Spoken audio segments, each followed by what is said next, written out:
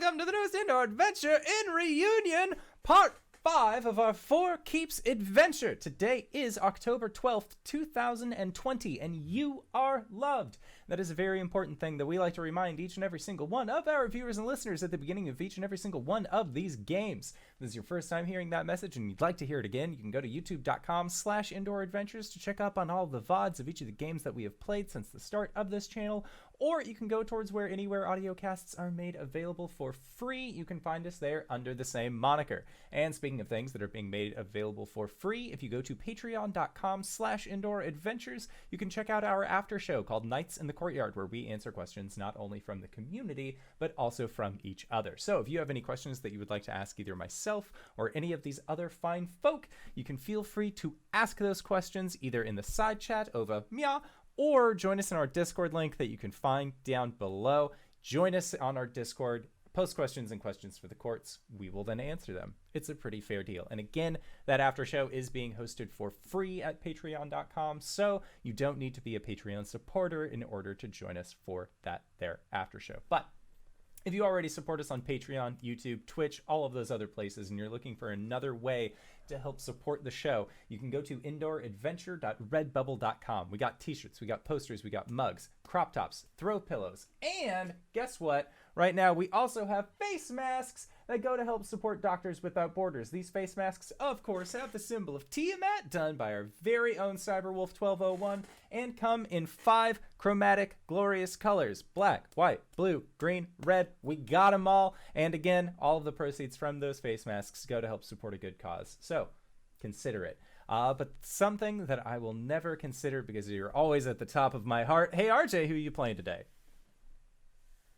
Hey everybody, I'm RJ here on the channel, but you can catch me at RJustice282 on Twitter. Whoa, boy, that's the end. Haha. Tonight I'll be playing Caelum, Shadowkai Wizard Cleric. Hi, I'm LBHackEmUp, and I'll be playing Gwen, the Halfling Barbarian Fighter. Hoi! I'm Cyber. I play Arjhan, the Draconian Fighter. We use him.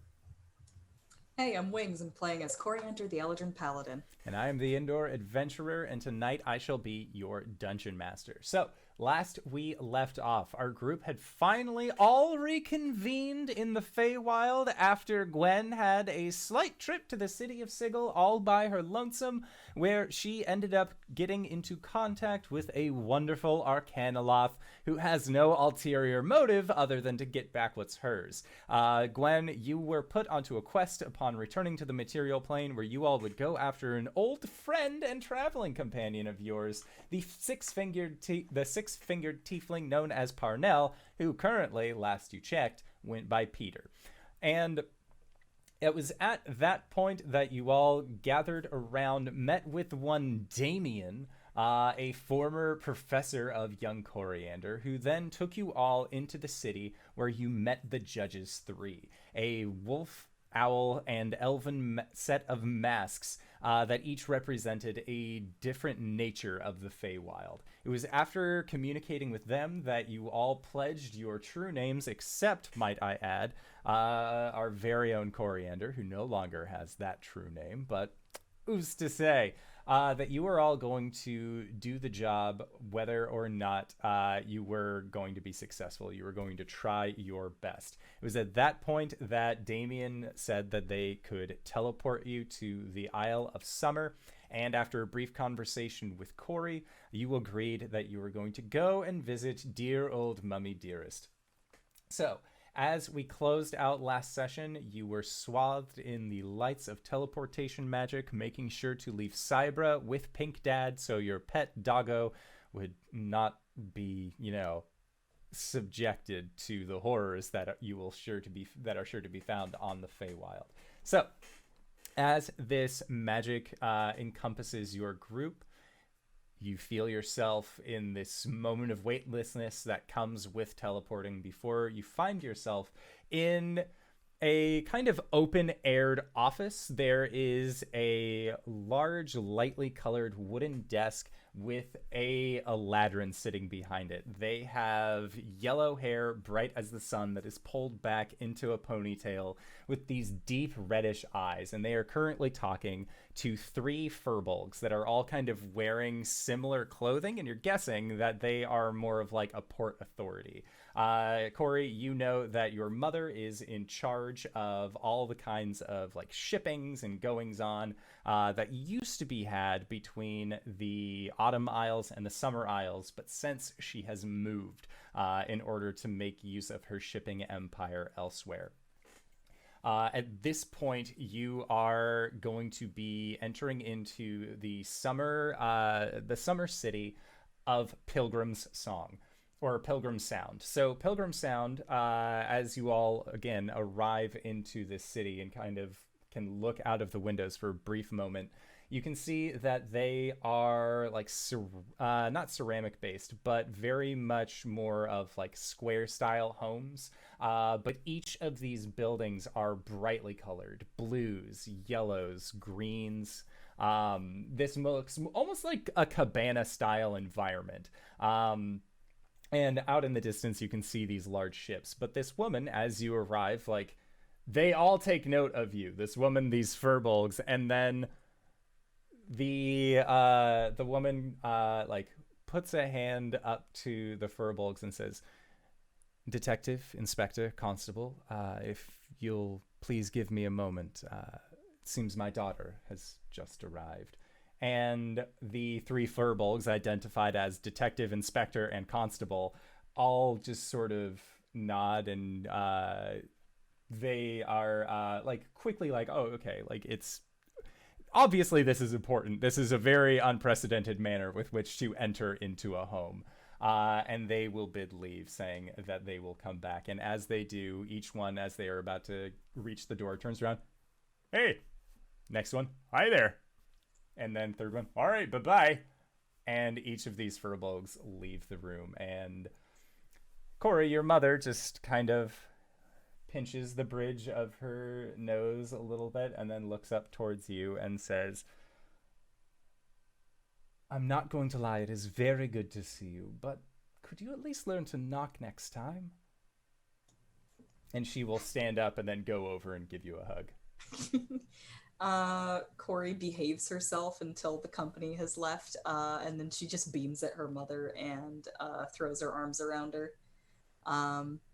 And she says, "I didn't know that we could knock."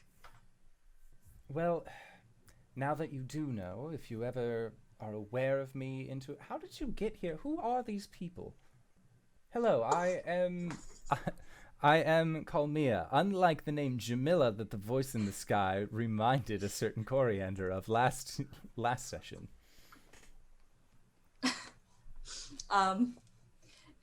Yes, sorry, Mother.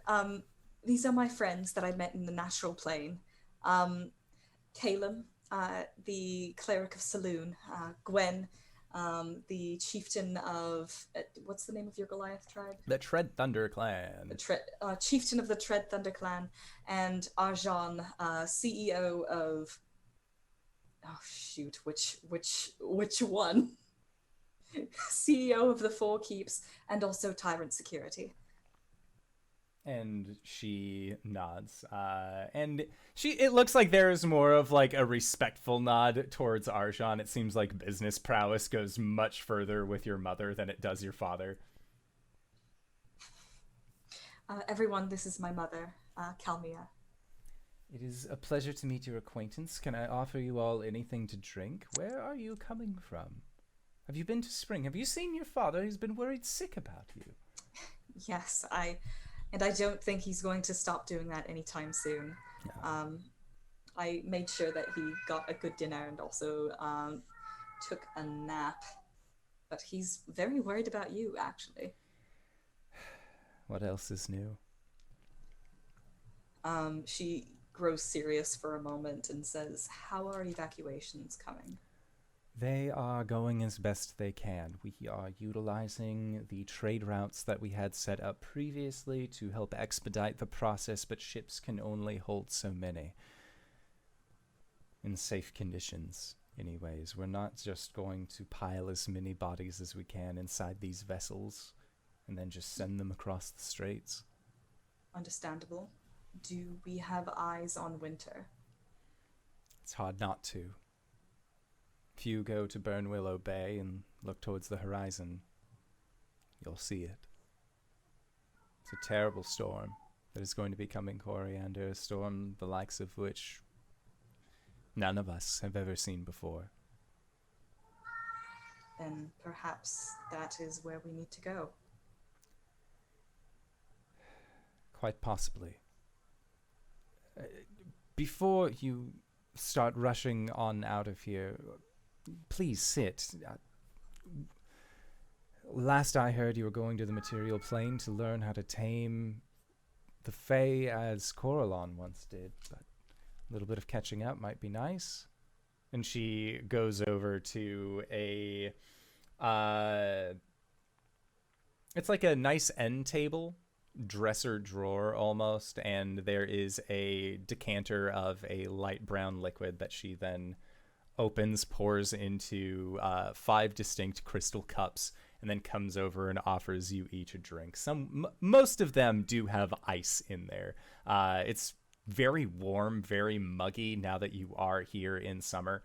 But overall, it feels like a perfect summer day in that sense. Like, it's not overbearing, but it is still, warm. Sorry, while you and Coriander are catching up, do you mind if I peruse your library, ma'am? Yes, if you insist. What was your name again? Caelum? Caelum. Of course. And she takes a longer look at you. There seems to be a little bit of, like, a brief bit of confusion. But she still allows you to go and use her books. Arjhan, alcohol? I think it's a little early for that. Is it actually early? Are we day drinking? It's a little bit of day drinking, but it's like comfortable day drinking, like a lunch beer. Yeah. It's hard not to day drink in the summer isle. The days are so long. We gonna By have all means. All right, solid. We're gonna have a little beverage to ourselves. It is very much a, like, drier, sharp taste, but it's honey sweet on the back end. Cori makes sure that Arjhan and Gwen are comfortably seated before she kind of hovers a bit and eventually finds herself sitting in a chair adjacent to her mother. She's going to catch her up on pretty much everything. How she met Arjhan, and then subsequently the rest of the Four Keeps, a brief summary of their adventures. And she gets to the point where she had perished and met the Raven Queen. And she delivers that a bit hesitantly, but like very straightforward, if like haltingly. Just like dry facts as much as she can. We're about 3/4 of the way done with learning how to tame the primordial fae. I am afraid I don't have the knowledge of the most important season yet, that being winter. But I'm hoping the knowledge that we do have will be enough. And Kelmia nods. And she says, well, perhaps you could use your knowledge in taming summer to help us out. At least a little bit. Are you having trouble? Yes, the archfey that rule this place, the Kings of Summer, they are hesitant to want to leave. Currently, Rudbeck is at the Amphitheater of the Kings, attempting to beseech them to leave this place behind, to join us in summer, where we can make a more concentrated effort, but I'm sure that's going well. about as well as you can imagine trying to convince ancient archfey to do anything that they don't already want to do. All right. Well, I have a greater understanding of summer than I ever had before. I know the true name of fire. Surely there's something that I can do to help sway negotiations. Arjhan is a master negotiator. Gwen is the chieftain of an entire tribe. Between all of us, there must be something we can do. And she nods and says, the amphitheater is a ways away, at least a day's journey. There's someone that I could send you with, one of Diantha's agents. Cori pauses and her eyes flicker to Arjhan briefly. What is the name of this agent? Her name is Nimue. She spent some time on the material plane. She might be at least some use to your friends. And she knows the jungles here, which is rightfully important as well. At the mention of the jungles, Cori kind of looks off into the distance for a moment, and she mouths the word Oakenheel. And then she just kind of shakes herself out of that for a moment and says, yes, actually, I believe we did interact with her on the natural plane briefly. I think that we'll work well together. Ah, yes, well, I can go and make those calls and get her here as quickly as possible. As much as I would love to stay and talk to you more about this kind of thing, she kind of motions out the window. There are things in motion here that are a little pressing, and I very much hope you understand. I do. I know that you have duties here, and you will do everything in your power to see them through. But she stands up and she'll go and put a hand on Calmia's desk. She'll put the hand that her father made on there. And she'll look her mother very sternly in the eyes and say, though I do hope that before winter comes, you will be on a boat out of here. Of course. All right. But first I must make sure that others are safe. If the Kings of Summer were on our side, that would be an easier thing to do. All Less right. infighting, more cooperation. Okay. Then this will be our next goal. And she nods, and she will stand up and see herself out of this room in order to go and start getting your guide ready. Caelum, you said that you wanted to go to the library. What are you researching in the library? What are you doing? He's just looking around just to see if there's anything neat. Okay. You see that there is a long rectangular map that looks like it has 4 very large islands with small little pockets of land between them that you're guessing is more of like a representation of the Feywild itself. And between the center 2 islands, starting from what you can see as Burnwillow Bay at the edge of Autumn's Isle, there are many like red lines and red strings that go to ports on the Fall Isle. And then others you see going, now they are like closer to green threads that have been placed on a city that is named, or at least identified here as Estival's Cradle. And from Estival's Cradle, you see it stretching over to the Isle of Spring, and that looks more like the get out of Dodge options that they are currently planning. I wonder. He's gonna peruse the aisles and look for anything on the waystones. Okay. Make an investigation check. Investigation +3. 18. 18. You do not see anything on this map or in Kelmia's library relating to the Waystones.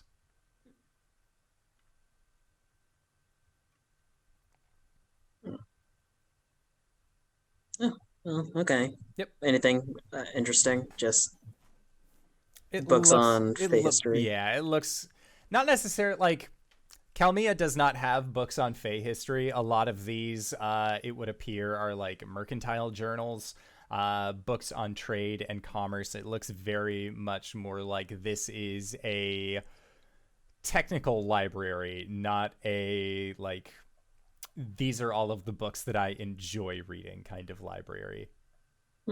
Okay. If there's anyone around, well, yeah, he ascertained that the map is basically like a get out escape plan. Yes. It looks like it was the the shipping manifest of like identifying which ships are going where. But it seems like it is currently being retooled, like taking away the shipping lines from the Autumn Isle.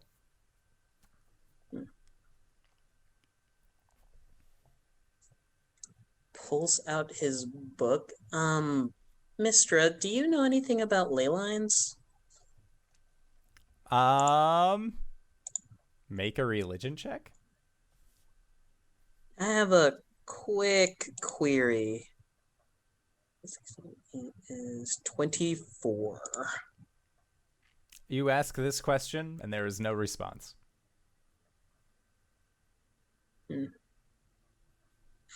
Okay, well, just checking. Thank you anyway. Okay. I wonder. Yeah, anyway. He'll head back after some time. All right, sounds good. So, Cori, you and Gwen and Arjhan are all waiting in Kelmia's office, waiting for something. Are you guys talking about anything in the meantime while Caelum is off looking at books? You will basically have about 30 to 45 minutes to have any other side conversations if you would prefer. Otherwise, calm before the storm, baby. Do we need anything before we go? Well, I think that we're still. We made sure to get winter clothes before we left. Right. Cori leans up against her mother's desk, just kind of standing with her arms crossed. But we didn't plan on getting summer clothes. Well, hopefully we won't be here for too long. If we're heading through the jungle, it's still...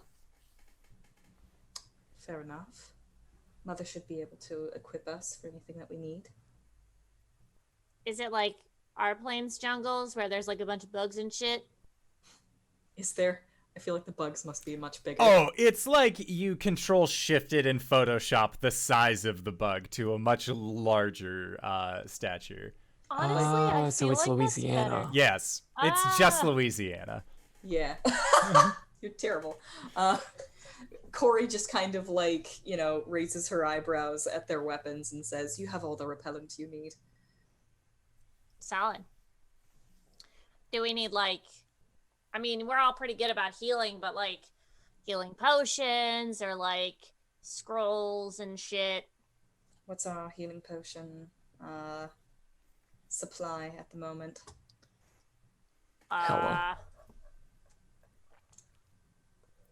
Right now, I have 6 potions of greater healing and... I think that's it. Did I not hand those out? I have 1 potion of healing, a normal potion of healing. A normal potion of healing. Yeah, I have 3 potions of healing. Just normal. 1 potion of greater healing. You have 1 potion of greater healing. Okay. Yes. Everybody raise up to 2 potions of greater healing. Or rather add 2 to your inventory. Well, not you. Oh, okay. Just add 1. Just add 1. Okay, that's fine. Well, so everybody should have 2 potions of greater healing. Okay. Yep. Cori will sort of put a hand over her pocket and say, I have a bit of a choice to make. And I'd like your input. The 2 of you, at least. Sure. The Ring of Autumn. Wraith. I know the secret to tame the Greater Fae, according to the Raven Queen.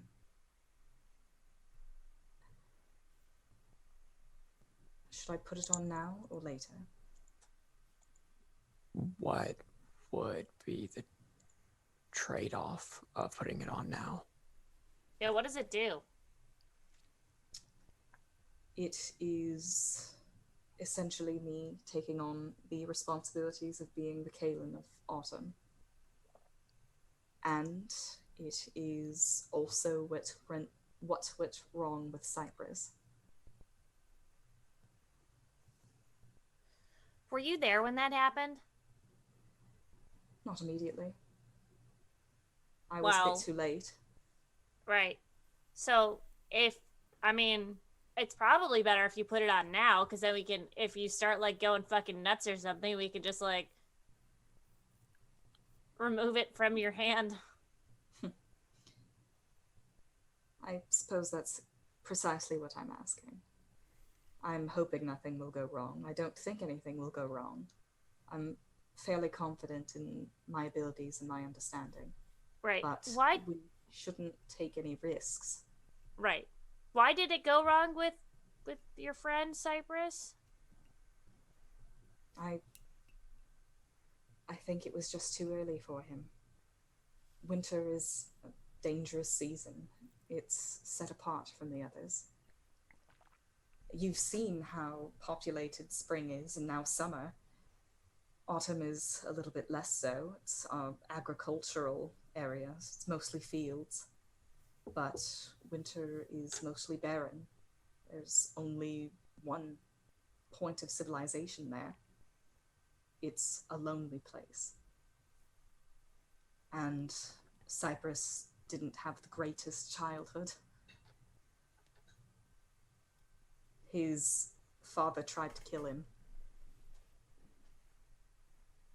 A lot of that going around. Arjhan just nods. And then the Caelum of Winter was essentially his father figure from that point forward, and finding him dead, it wasn't the best time for him to take on that responsibility. This hasn't happened before, right? Like the season's being taken. Like you guys switch out Kalen's all the time, right? Would I know the answer to It that? is not an all the time thing. It is a elves huge have- responsibility. Elves are very long-lived, Gwen, and like I've said a lot, time in the Feywild is fairly nebulous. It's not often that the changing of the guard occurs, and 2 Kaelins at once is almost unprecedented.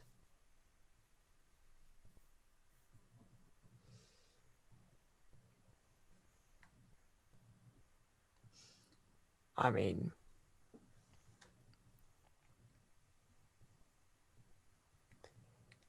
once you put it on, is there any taking it off? Do I know the answer to that? Yes, you do, because the previous Kaelin took it off to give it to you so you could escape with it. Of course. All right. So long as you have control.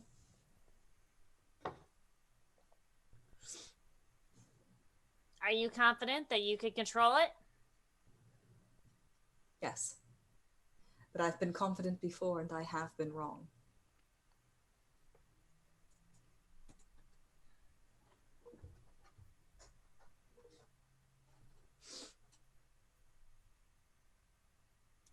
I mean, it's all magic bullshit. But if you can just take it off, then I don't see the problem. I think we should put it on now, see how it affects you, and not have to not have to find that out while winter rages around us. All right.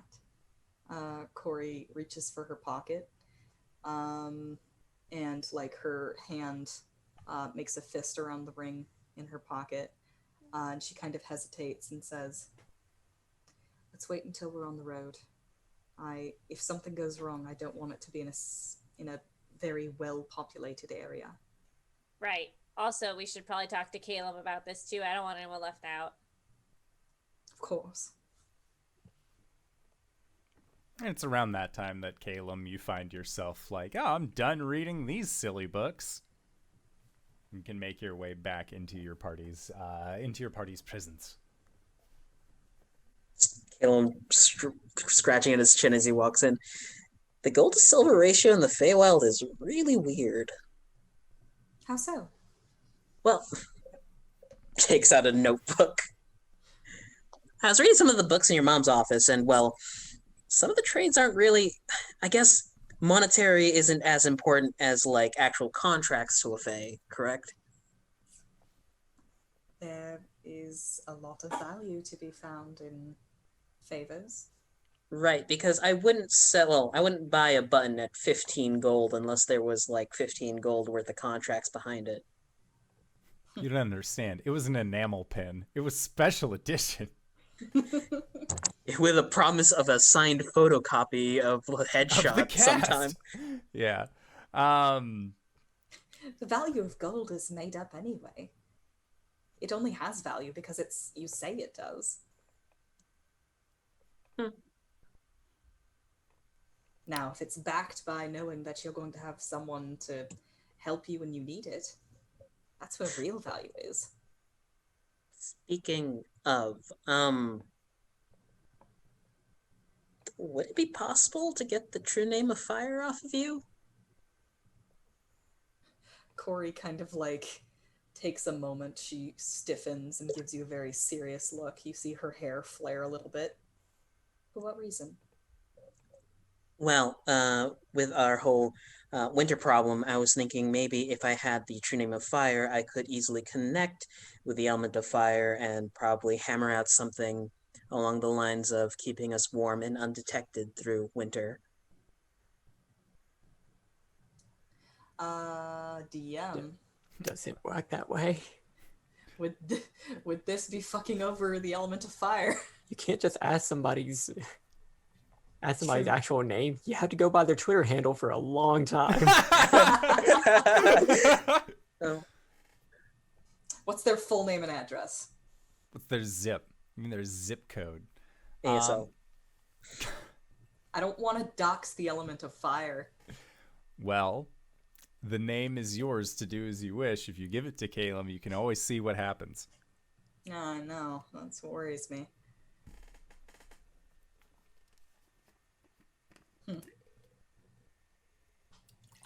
All right. I'm willing to entertain this idea, but I need to know more. Okay. Well, I can write up the details. That being said, Caelum, the ring, and I catch him up on what I talked to Gwen and Arjhan about. And now that you have all discussed this ring, and Cori has had it in her hand, we didn't describe what it looked like previously. We're just like, and the ring is there. It is the stone that it is like a solid band. It's not inlaid on a specific metal. It's a mahogany obsidian. So this very deep brown, blackish kind of interswirling that looks almost like a tree bark that has inlaid onto the top band of it a very deep green gem that you're guessing is an emerald, but it doesn't look like it has the right coloration for emerald. Like there's something else past that. And I swear to God, if any of you say Chaos Emeralds, I'm going to lose my shit. I'm more concerned about Lord of the Rings quotes. Sure.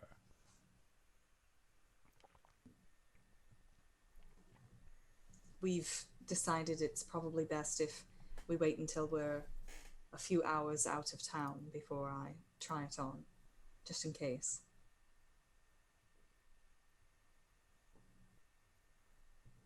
What do you think, Caelum?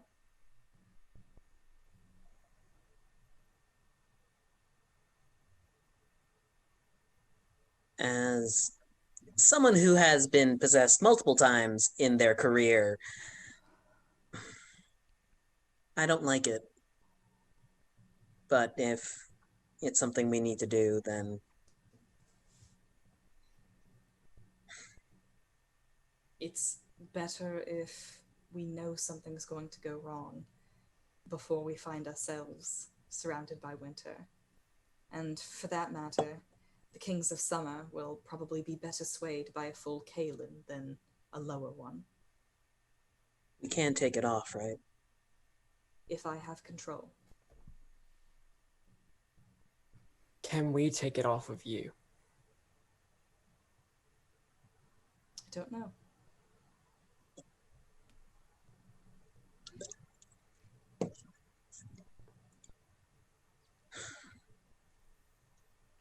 However, in preparation, I can teach you what I know about autumn. Perhaps that would give you an edge.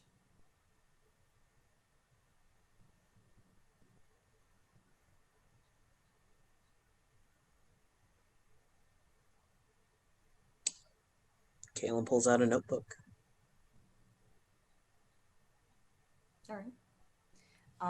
She goes on a little bit about how autumn is a season of slowing down, of getting ready to rest, of harvest, of generosity. But most of all, what she learned from regaining her season during the quest for the Raven Queen. Autumn is a time of rebirth, of growth from death. The leaves fall from the trees and they fertilize the ground. And from that, there is life.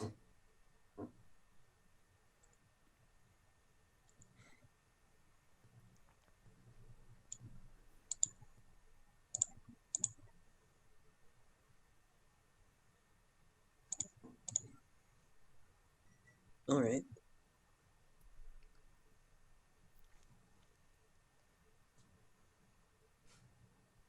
And if nothing else, you have permission to take off my other arm.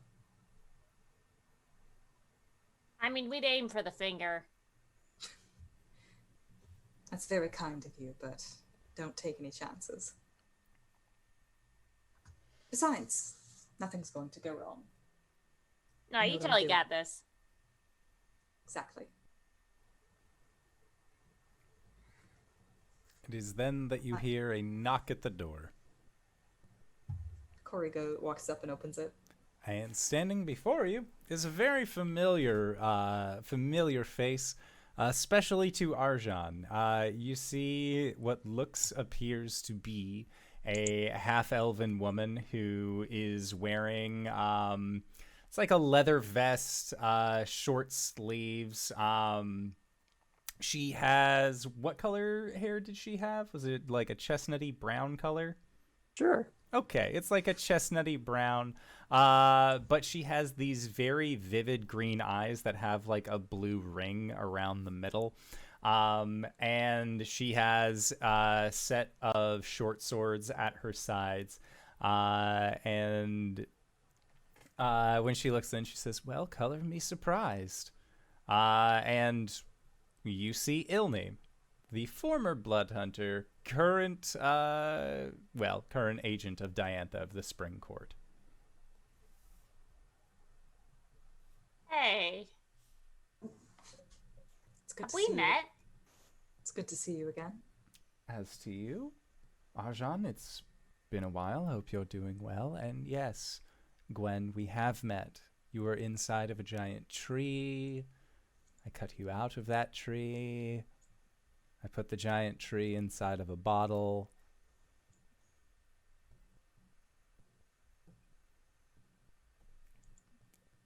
And Ilni. left without saying goodbye.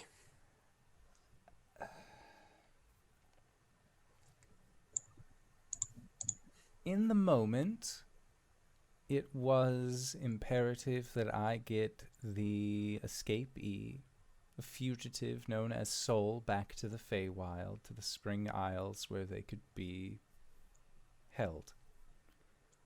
I'm sorry I couldn't stick around for pleasantries, but a job was a job. I understand. You're looking well. The wings are new. A lot has happened. Well, seems I'm going to be taking you to the Amphitheater of the Kings, so if you're all ready, we could walk and talk about it. If you need anything in town, well, we could set up a meeting point. A little bit of rendezvous. We do need jungle gear. We do. Yeah. Is there anything that you recommend that we take along with us for the journey? Rations. Food is always good. It's not too far away from here, but whether it's food for you or food for, well, anything that we might encounter along the way, it's always helpful to have it as a distraction, if anything. If any of you have difficulty with climbing, there are some rock faces that we'll have to be scaling. Only about 30, 40 feet or so. There's long ways around, but it adds a bit of time onto the journey. What's the bug situation like? Bug spray, incense, cream, Citronella. You're citronella? going to need a little bit more than sprays and creams if you are planning on dealing with the bugs of the jungle. Can we commission Cori's father for a flamethrower then? Well, you'd have to find your way back onto the Spring Isle. Wait for the inventor to do that, and then find your way back here. But yes, you could. It's Summer never would that probably easy. fall from infighting, but I'm sure that a flamethrower, a singular device, would work wonders against all of winter. Don't worry, Caelum. I am a flamethrower.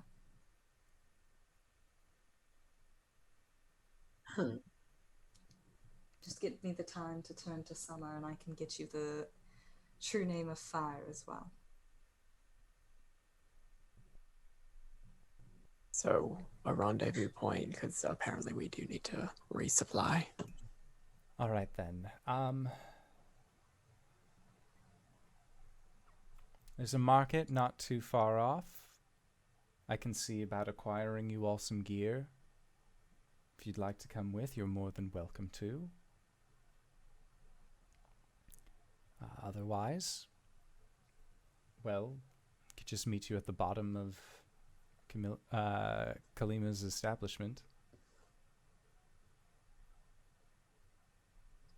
It's not too far off from where we would be setting out from anyways. Sounds lovely. I haven't been to the market in a long time. Now, if I just figured out something about the conversion rate here. Do supplies cost about the same they do on the material plane, or is there Give or a take.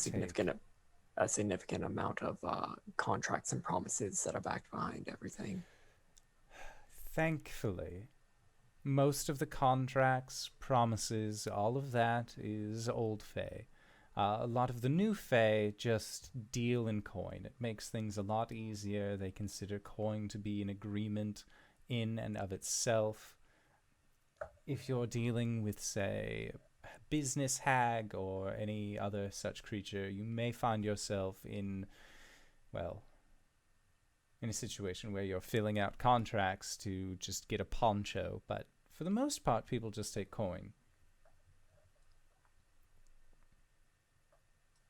At Yeah, least- I'm down. Let's go. All right. So, Ilni will walk you out to the market. And as she is leading you there, she'll kind of like, you'll get to the market's entrance and she'll hang back with Arjhan a little bit and say, It wasn't really my intention to leave without saying goodbye. I've You never had really... business, I understand. I'm not good at leaving. But I did mean it. You are looking better. I heard something about Crimson Rite? Or what was it? The blood duels with you. Yeah. How's that going? I assume well, you're not dead. That's not to say I haven't lost. I've been mocked. Well, if it's any help, I have no interest in fighting you. Feywild agent first, blood hunter second. You're my friend, thirdly. Even if I'm not good at saying it.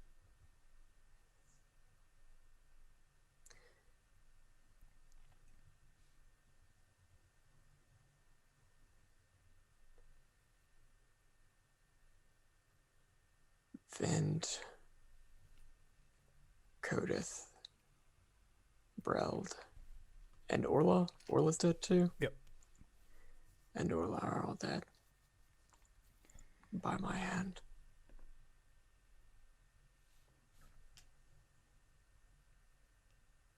Ernan and Silda are the only ones alive. And you.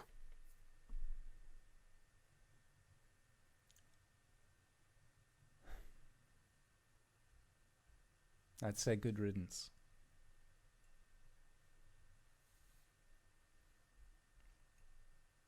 They weren't exactly kind to us. They weren't kind to you. There are very painful lessons that can be learned from unkindness.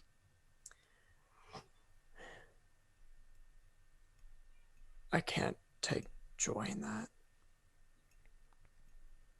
If I do, then I'm the monster that they say that I am. No one's asking you to take joy, Arjhan.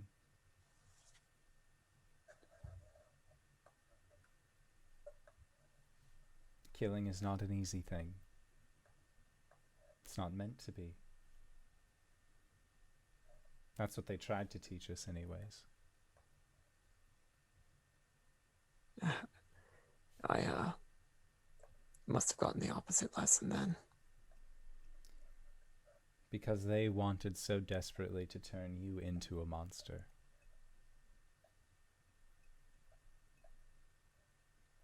Yours is a kind heart.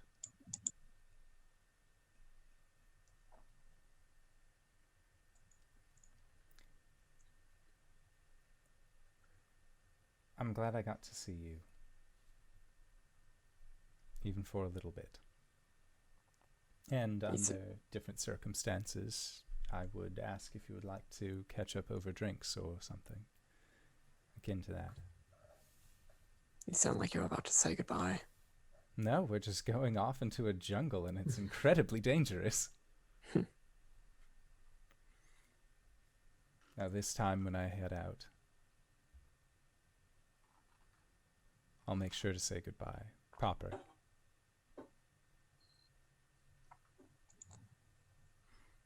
And Arjhan will just nod and smile. Now, I don't know where we're going to get a cloak or a more breathable shirt that'll fit those wings, but maybe we can... Don't worry about it. Not really used to armor anymore. Okay. And the rest of you, as Arjhan and Ilni are having this conversation, getting their gear as well.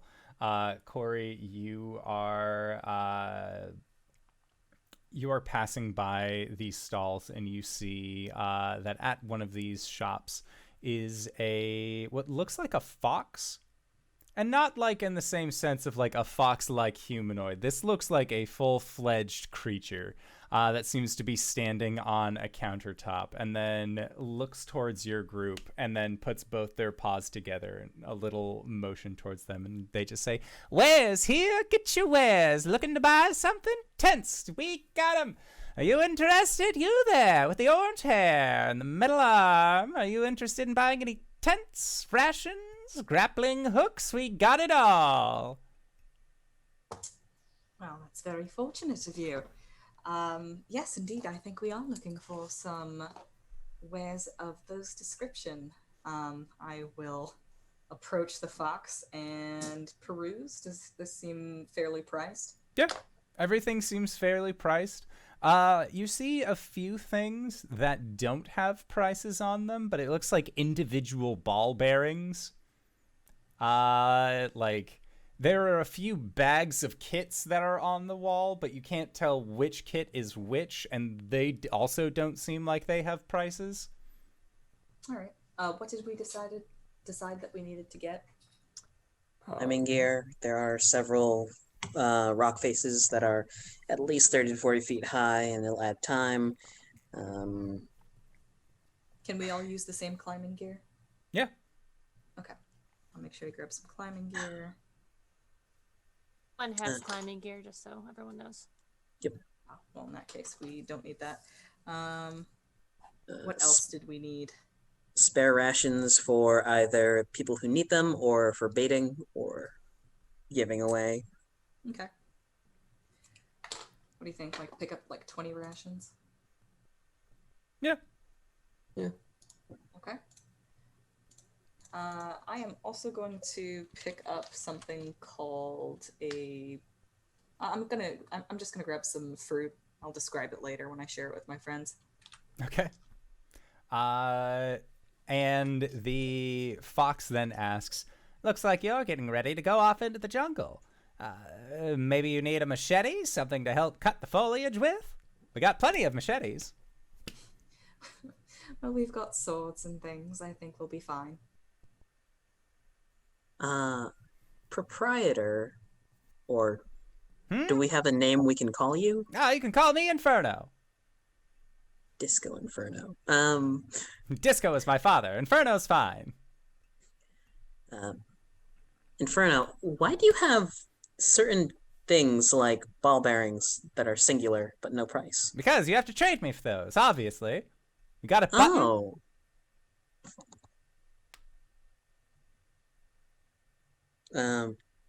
Goes into his bag, takes a spare cloth, and just One button, tugs one the button bearing. up. Them's the rules.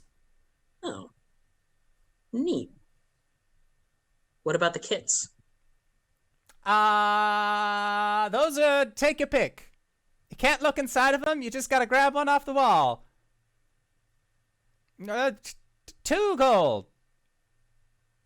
2 gold per kit. I'll take one. Gwen hands. She goes to hand the fox the coin, and like is trying to get Grabs it in its it. paws as it. And then you just see it like set it down on the table, and it gets a big smile on its face. Mystery kit.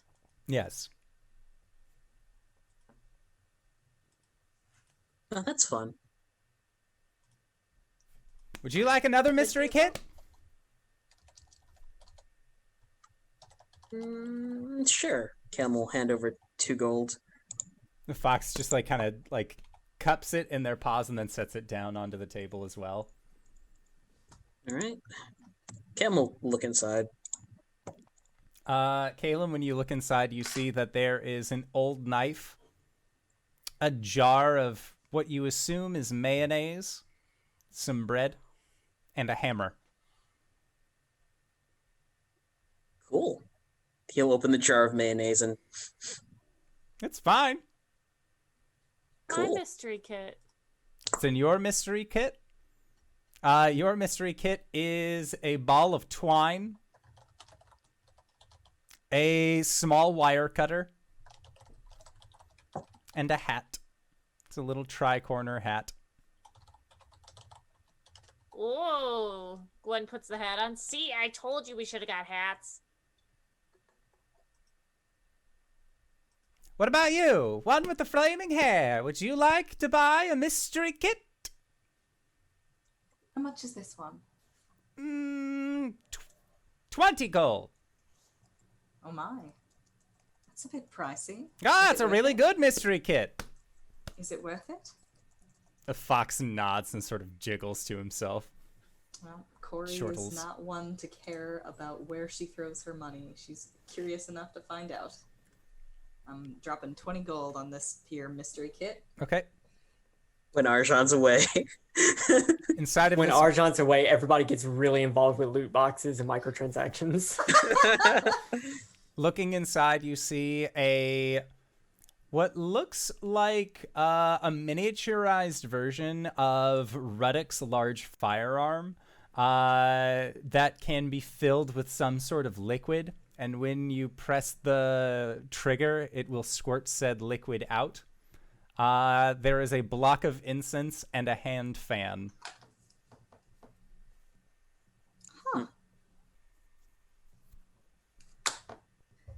She kind of like holds it for a second and she'll like point it in a direction that, doesn't seem dangerous, and she'll like squeeze the trigger. And there is a small little spittle of water that shoots out.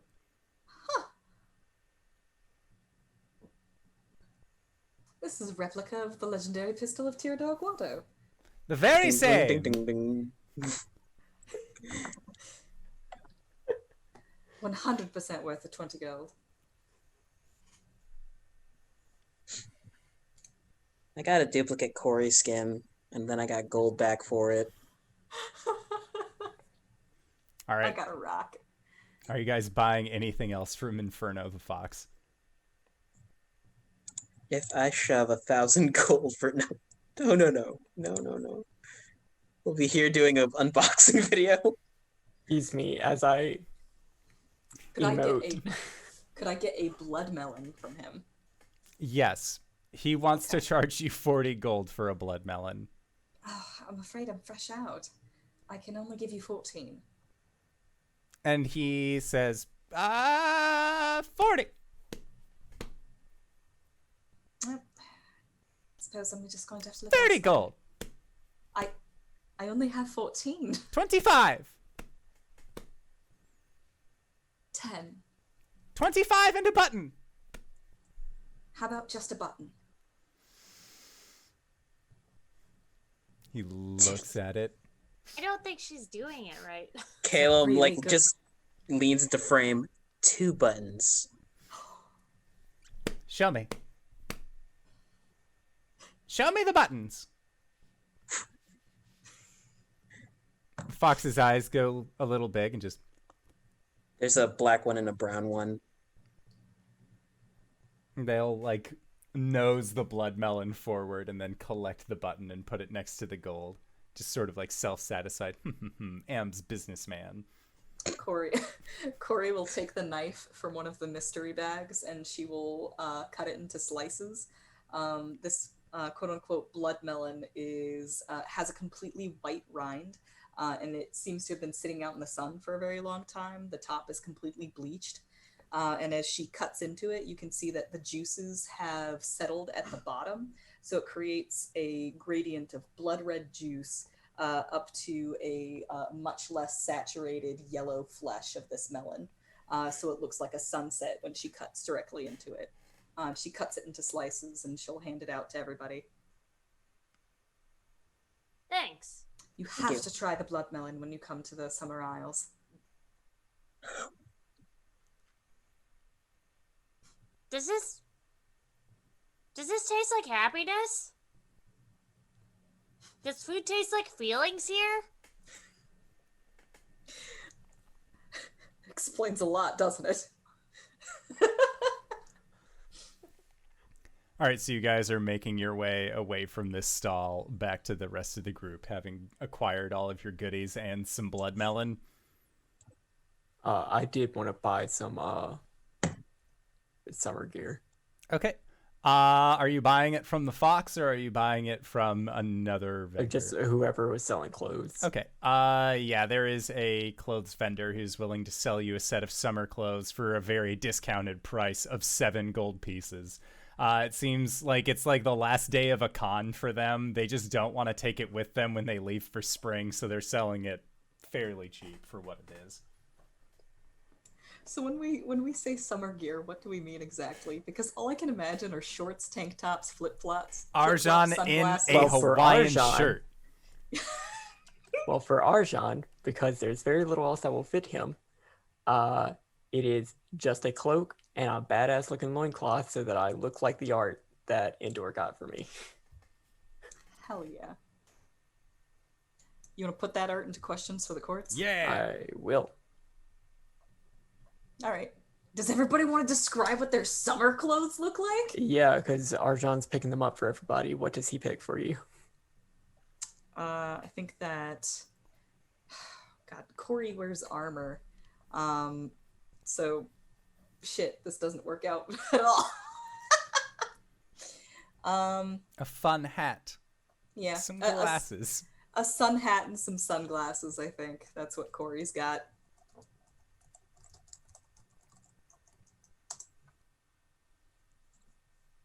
I mean, Gwen already has a tube top and like shorts. Fresh armbands. Some new socks. Yeah, for sure. I mean, if anything, Caelum just takes off his cloak. Well, summer gear shopping was super cheap, super easy. It's really easy to dress down for summer, man. I don't know. I don't feel the heat. Gwen Yeah, is so already wearing summer clothes. I guess just whenever y'all go back and see Arjhan, instead of the, I don't know, like very gray clothes that he was wearing before, he's just his chest, his arms are all just exposed. There's just a little, a very flowy cloak around him, or pretty much just a cape that's clasped with a little gold clasp across his chest, and he's just wearing a like gray or not gray, like a gray brown loincloth with a big old skull over his crotch. You know what? Cori will put her hair up. She'll put her hair up and put on a summer hat and some sunglasses. And Cori, are you going to shift into the summer or into your summer form? Or are you staying in autumn form? I know that she's gonna want to try and put on the ring at some point. She'll go ahead and shift to summer form for now. Okay.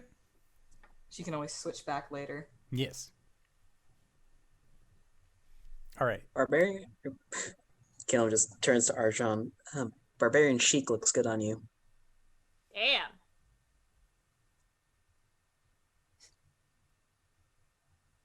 So we all good? Everybody got what they needed? Yeah, did you try some of this blood orange stuff? It's a melon. Instead of a seed. No. It melon's tastes like been- a feeling. The melon has been sliced into like appropriate sizes for each person. So like so, Arjhan. So you hand him half a melon? Yeah, essentially, yes. I was always told that you weren't supposed to eat your feelings. That was a very bad thing to do. Yes, but this one's a good one.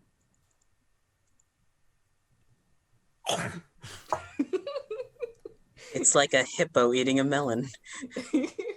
Like the top tastes like honey and the bottom tastes like strawberries. I'm getting the sense of just like whenever you get to the bottom of like a snow cone. Yes. Yeah. It's 100% Concentrated like- flavor. For some reason, it's very cold. So exactly like a snow cone. Yeah. There are stalls that normally like to put these on sticks.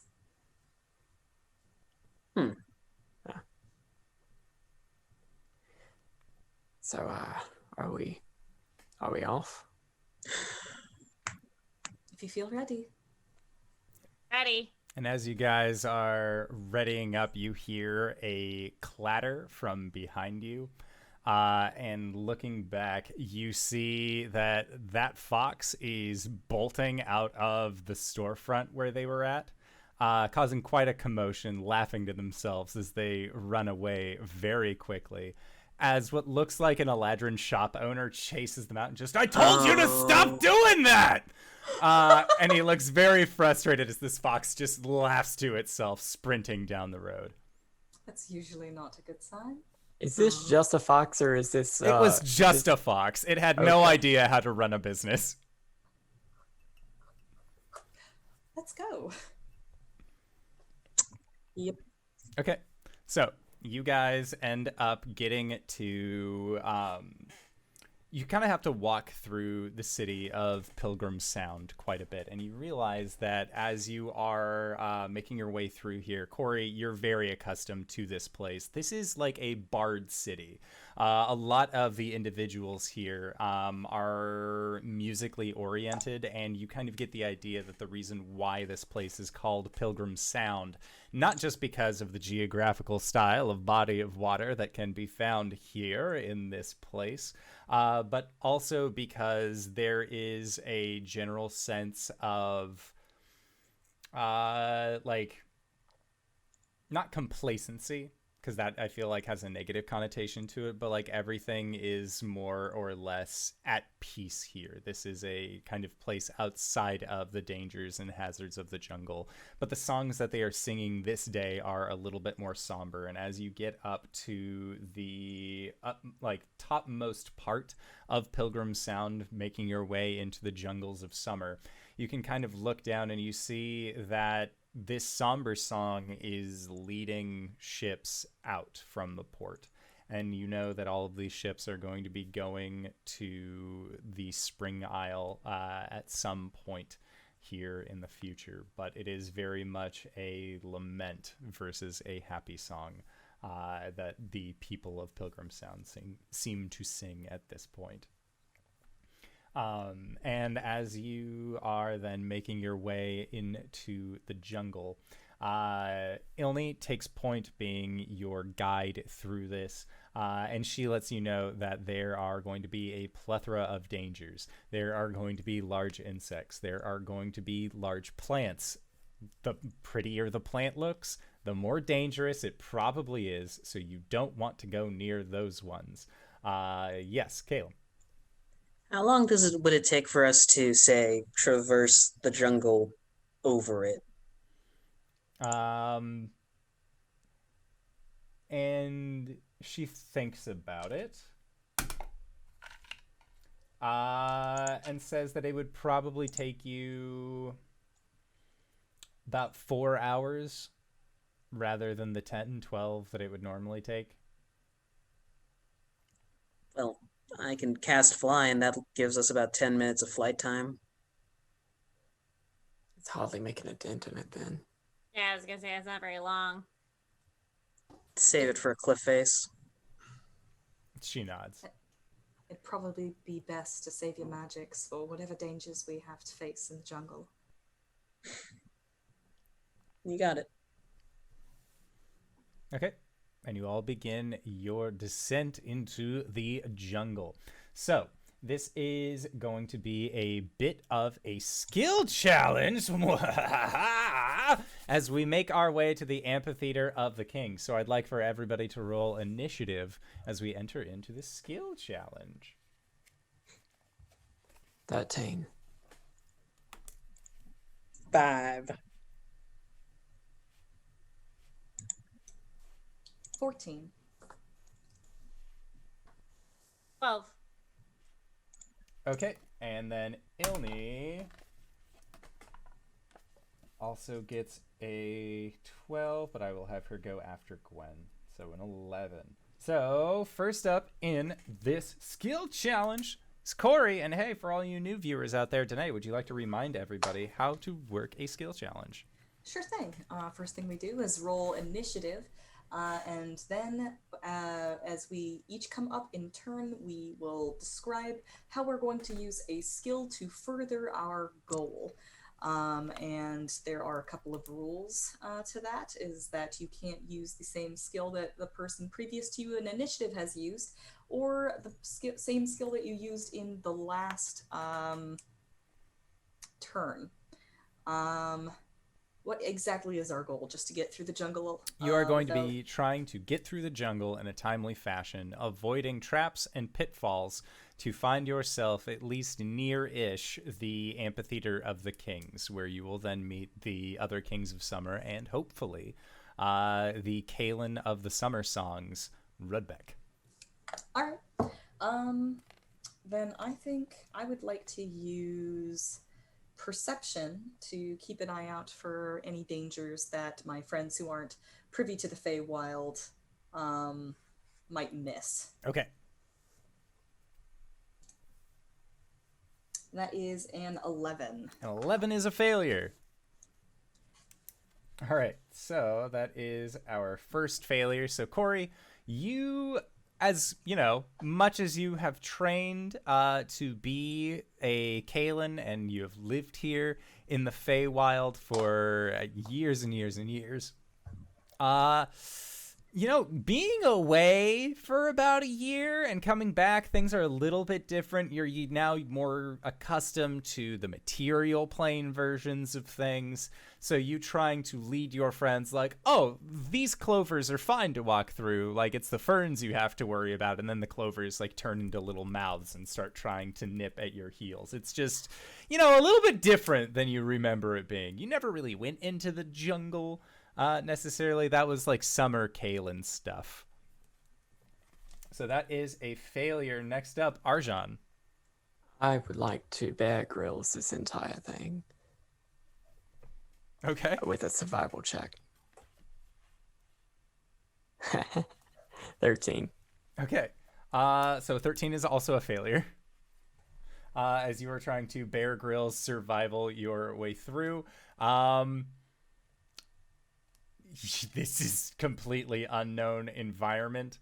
And like trying to get a sense of where you're going, you just hit that same mental blockage that normally has been occurring when you think about like undead or fiends, that kind of stuff. Like trying to figure out the Fae is just a very difficult time ever since you got rid of your blood huntery abilities. So that is 2 fails.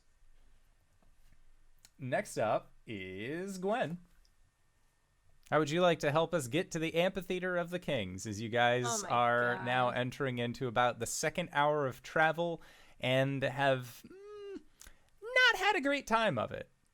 Gwen is going to use her mad strength skills to like cut away, like basically just carve a path into this jungle. She'll kind of take the lead and like break branches and fell trees to move her way through. So I would like to roll an athletics check. Okay, make that athletics check. 13. So 13. As you are cutting your way through, trees are dropping left and right. This has never been easier.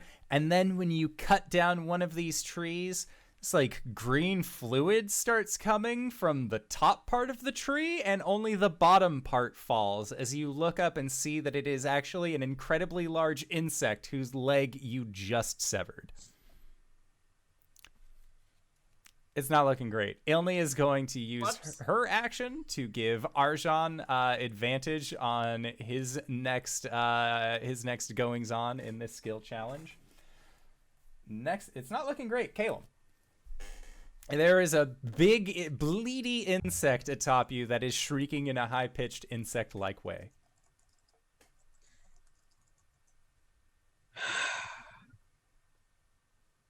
What are the skills that have been used already? Perception, survival, athletics. Okay.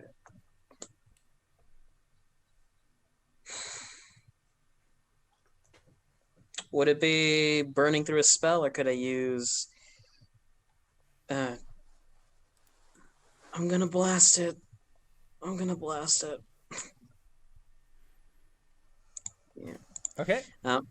Gonna hit it with a guiding bolt at 5th level. Okay. Quiet sign. Cast. Plus 8. 27 to hit. That'll hit. Yeah. 35 points of lightning damage. Okay. So it is zappied. It lets out, again, a very loud, shrill shriek as it begins glowing from the Guiding Volt spell. And it seems like it is acting almost like a very large beacon in a very dangerous jungle. But it's on its last limbs, quite literally, because Gwen cut one of them off. But, you know, it seems to be a little bit more distracted with its own pain than you guys. So there is a moment where you can make that their escapee, should you so choose. Next up, top of the initiative order with Cori. Well, there's a couple of different options I have here. I could either roll athletics to run away from the creature and kind of like bob and weave between its many legs. Or I could roll persuasion to try and guide the rest of the group through his legs. What do you guys think?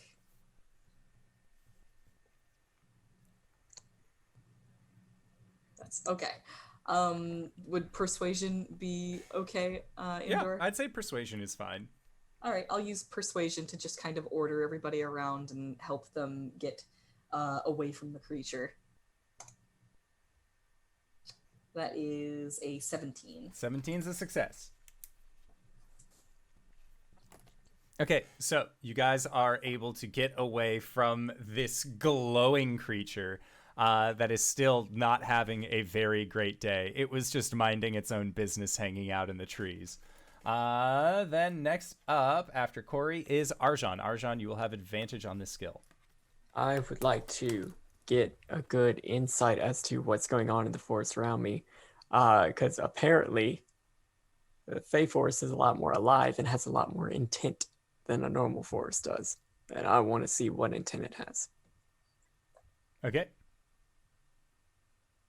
17. 17, that is also a success. Doing well, guys. I rolled 2 10s. Nice.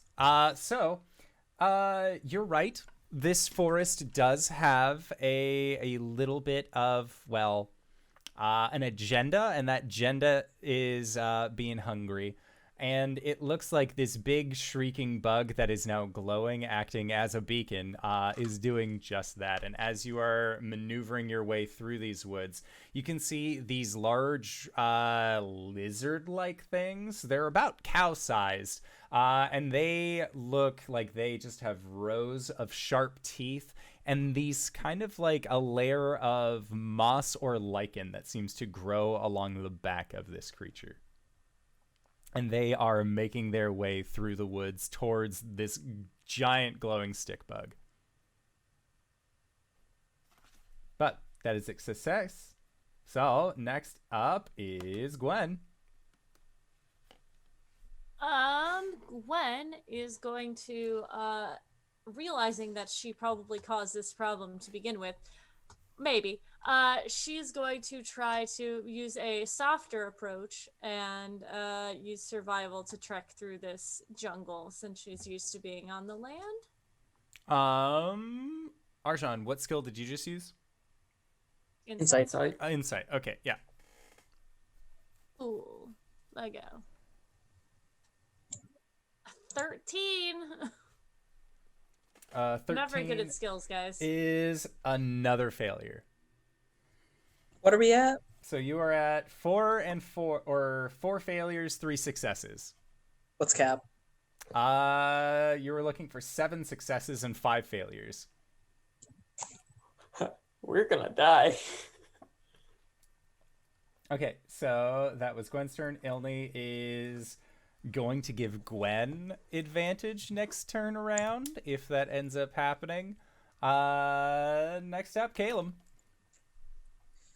Could I use a history check banking on the books that I read at Cori's mom's place to find either a game trail or a trade route, like using some sort of landmarks? Like, or is this unexplored territory? This is more or less unexplored territory. This is just wilderness rather than a useful means of like a trade path. I guess that means I'll use perception to look out for any dangers. Yep.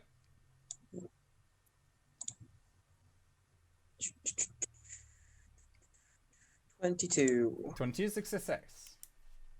So you guys are at 4 and 4. Next up, Cori. As Caelum has identified a route that will get you guys away from these oncoming lizard cows and away from the shrieking bug. All right. Well, I'd like to use athletics to double time it through the jungle and try and make up for lost time. Okay. An 11's not going to be a success. An 11 is our 5th failure. So, as you all are making your way, you do successfully escape these 2 lizard cows that are going up to the bug, and you see them begin jumping up and actually like pulling down this insect-like creature to make it easier prey on them. And you're kind of thinking to yourself, oh, thank God, that could have ended terribly. And Cori, as you are forging the way through, you don't realize that the ground then has a sharp drop-off towards a riverbank. And as you kind of tumble forward, leading the rest of your group with you, you are found sitting in front of 2 more of these lizard cow-like things, but they are huge. The other ones were only cow-sized. These are closer to like, when you think a moose is close to a deer size, but then you see a moose and you're like, that fucker is way too big for any biped, that is the equivalent of these lizards that you are seeing, and they open their mouths and hiss towards you. And that is where we are going to go into our break for the evening. We're going to pick up with some combat with these there lizard cows. So I'd like to say thank you to everybody who's decided to stop on by to join us. We're going to try and be back in 5 to 10 minutes, so don't go no place unless it's to grab a food, grab a drink, grab a friend, or possibly go to indooradventure.redbubble.com, pick yourself up something nice, and we'll see you guys shortly. All right, everybody. See you soon! And we're back! Hello, everybody! Steven! Yes? Steven! Yes? Steven! Yes! Hi. I love you all. That was great.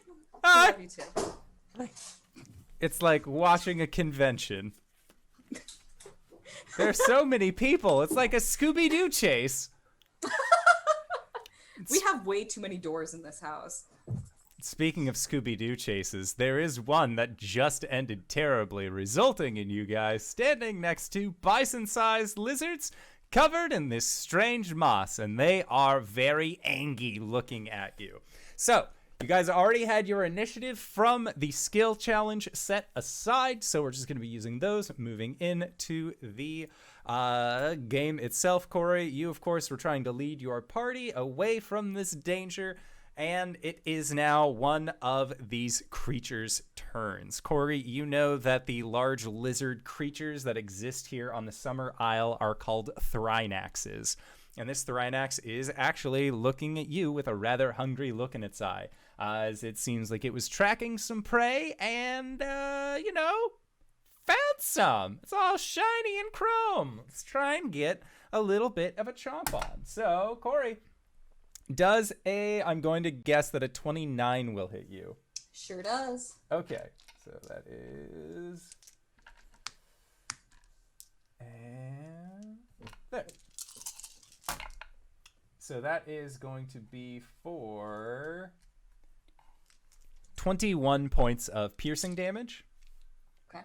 And then its second attack is going to be a 23 to hit. Yes. Okay, and that is for 20 points of slashing damage. And then its third attack. Holy shit. That is another 23 to hit. Yep, that hits.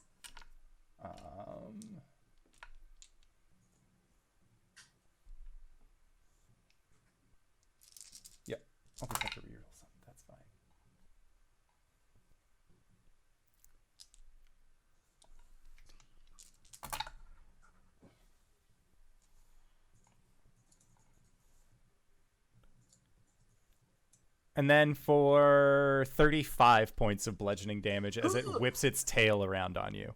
And then I Okay. need you to make a strength save. Of course I do.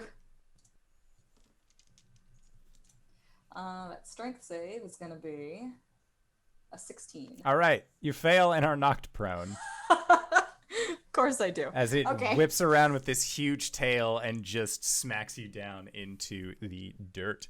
That is it for the Thrynax's turn. Next up, Cori. This big lizard just... You found itself in its presence, and it's hungry and mad.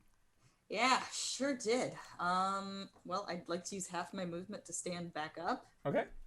I'm going to use a bonus action to activate my animated shield.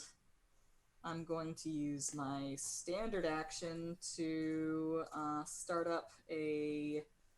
do I have that prepared? It's not better. Ooh, I never changed my list. That is fine. Well, in that case, I'm just going to use my standard action to attack the creature in front of me. Okay. First attack. It's going to be a 21 to hit. Okay, 21 will hit. All right. That's going to be 12 slashing damage, and I think that I'm going to put a... Oh, how many of these do I have? I'll put a 3rd level smite on him. Okay. And actions, other 3rd level smite. That's a lot of ones. It's going to be 17 radiant damage. Okay. And I'll do a second attack. That'll be 19 to hit. 19 hits. All right. That's going to be 11 slashing damage. And I'll put a 2nd level smite on this. Actions, other, 2nd level. All right, 12 radiant damage. Okay. All right, and I think that's going to be it for me, dog. It looks displeased at this damage. We are both displeased. Yes. So you know what? We're even. All right. Next up, Arjhan. There are 2 of these big dang lizards that are right in front of you. Okay, I'm gonna take 3 shots at the big dang lizard that Cori hit. Okay. Hunter's Mark first. Yes. Good call. That's a 19 hit. A 19 does hit.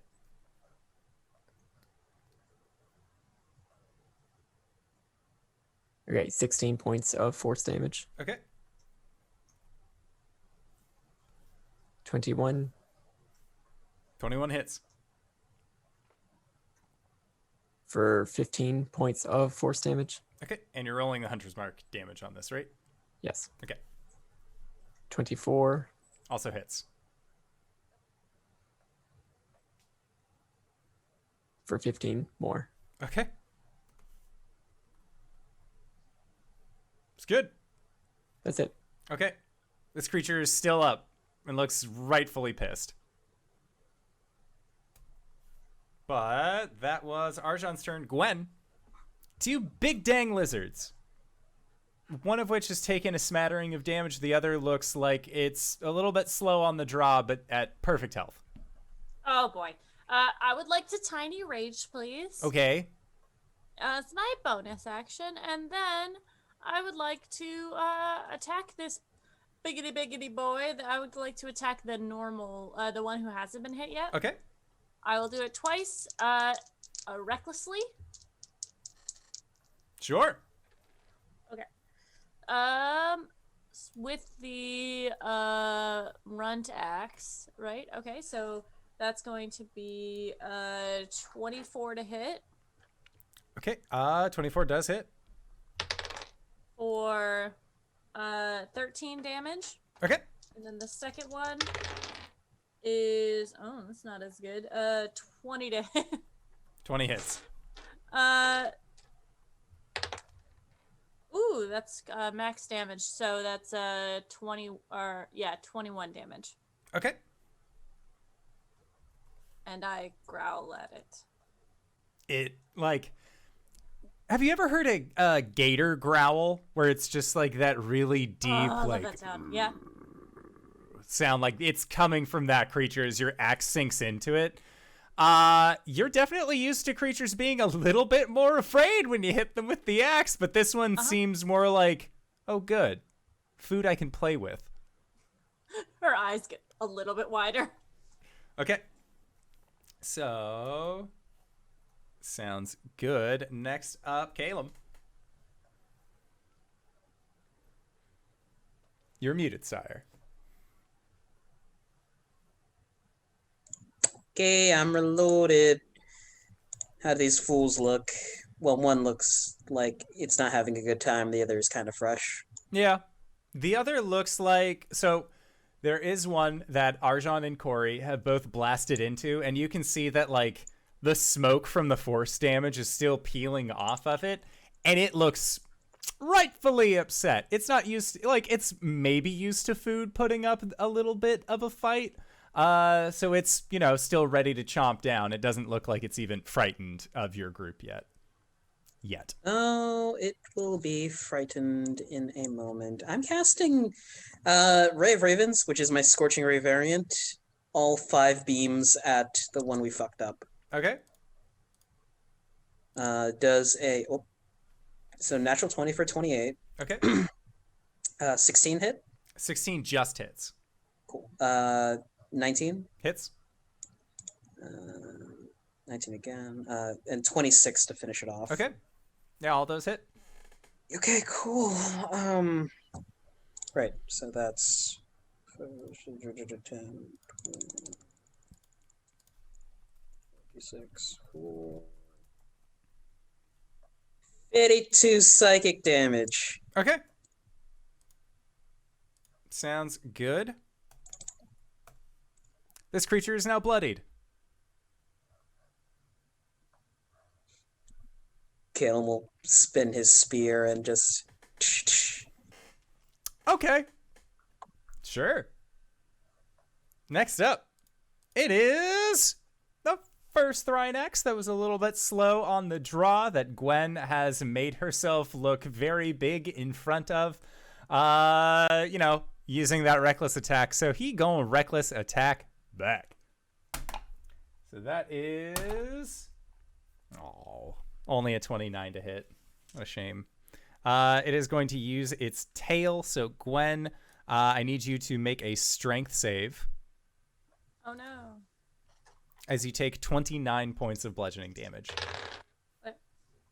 A strength saving throw would be 28. Okay, 28. You are fine as it tries to knock you prone and is unable to. How much damage? You are going to be taking a total of 29. 29, okay. Okay, and then it is going to bite out towards ye. And that is for a 21 to hit with its bite. For a total of 32 points of piercing damage. Okay. And then it is going to claw you. And that is for a 29 to hit. For a total of 35 points of slashing damage. Okay. And that is all that Slow Boy can do at the end of the round. Next up, the one that is still in front of Cori. It is going to try and knock you prone again, Cori, with its tail. But I don't believe that a 15 will hit you. It does not. All right, so then it is going to try and bite. And a bite, a 18 doesn't hit you, correct? Does not. Okay. No. And then a 13 also does not hit. Nope. All right, so it tried to bite out towards you, was unable to. Cori, it is your turn. All right. Cori's going to use her bonus action to Hunter's Mark this creature. Her shadow detaches and wraps around its legs. She is going to attack it. Okay. First attack. 16, or rather, sorry, 25. Okay, 25 hits. Okay. That's going to be 8 slashing damage. and she will burn a 3rd level spell slot to do a smite. Okay. That'll be 29 radiant damage. Woohoo! Oh, and she also gets the Hunter's Mark damage on that. 6 Hunter's Mark damage. Okay. All right. And then the second attack. Oof. Does an 11 hit? An 11 does not hit. All right, didn't think so. I think that'll be it for me. Okay. So, Arjhan, it is your go. Are they both still up? Yes, one of them looks much weaker than the other. Yeah, I'm gonna start off hitting that one. Okay.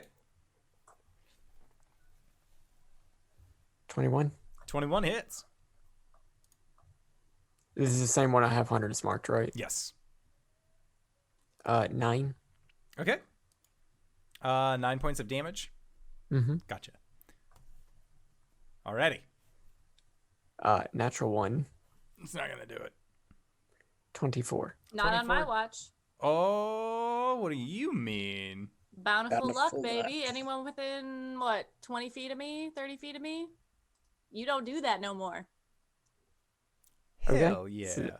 You gotta So- use your reaction to do it though, and you can't use your own luck until the next turn. But Yep. That's fine. Sorry. Yep, when an ally you can see within 30 feet of you rolls a 1 on a d20 for an attack roll, an ability check, or a saving throw, you can use reaction to let them reroll the dice. You have to use the new roll. Okay. Sorry. So 24 on the third one Okay. for 16 points. Sure. And the reroll for the second.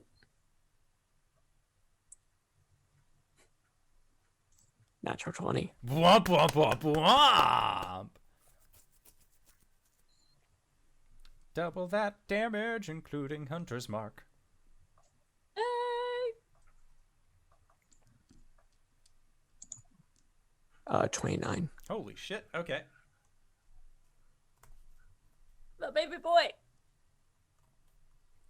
This creature is looking rightly messed. It was a fat sack of HP. It's feeling bad about its day right now. Okay. All right, That's my turn. Gwen. Alright, let's do this. Were you rolling the attacks against me at advantage? Yes. Okay, good. Same, I don't remember what the saying is, but... Same second verse, same as the first. Yeah, that one. So 2 attacks. 20 or 30 on the first attack. Yeah, that'll hit. 27 on the second. That'll hit as well. And you're rolling with reckless attack? Yes. Okay, cool. Yes. I have plus 12 to hit now. That's pretty good. Yeah. All right. The first attack is going to do 16 damage. I'm going to re-roll the damage for the second attack. And that will be 15 points of damage. Okay. I'm going to use my bonus action to manifest an echo. Okay. And it's going to go in front of my friends. Okay. Sounds good. And look menacing. And Caelum, it's your go. He's gonna spin the spear in his hand and cast a Steel Wind Strike from it. Okay. Yep, so I take 5 piercing off. And then targeting 1 for 27 Okay. to hit. That'll hit. This is the damaged one. It takes 33 force damage. And the second one does a 19 hit. 19 does. Nice. For 30 points of force damage. Okay. Second one still looks fine. the first? First one has felt better. It has seen better days, been the star of many plays, but it's kind of like it's keeping on. I just need to double check something. Sorry. Okay, so I can teleport to an unoccupied space. I can see within 5 feet of one of the targets I hit. I'm gonna park up next to the injured one. Okay. Yep. Sounds good. That's it.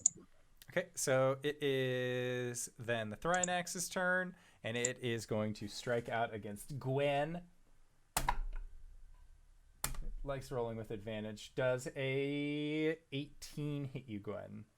Yes. Okay. Sounds good.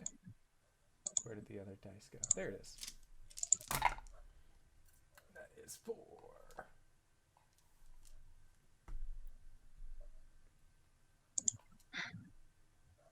For 24 points of bludgeoning damage, Gwen, I need you to make a strength save. I will forget. Immediately. Strength saving throw is going to be a 24. Okay, you are not knocked prone. It'll attack you again. Oh no. Yes. Does a 17 hit you? Yes. Okay, so My AC is 16. you are going to be taking 32 points of slashing damage. Okay.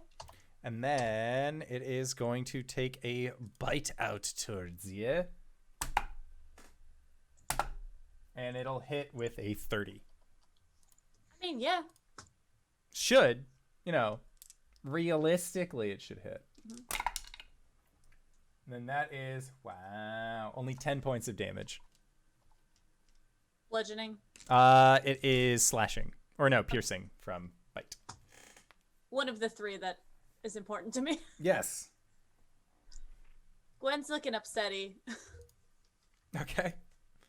And that is it for that one's turn. It is now the injured creature's turn. Injured creature is going to whip with its tail towards you, Caelum.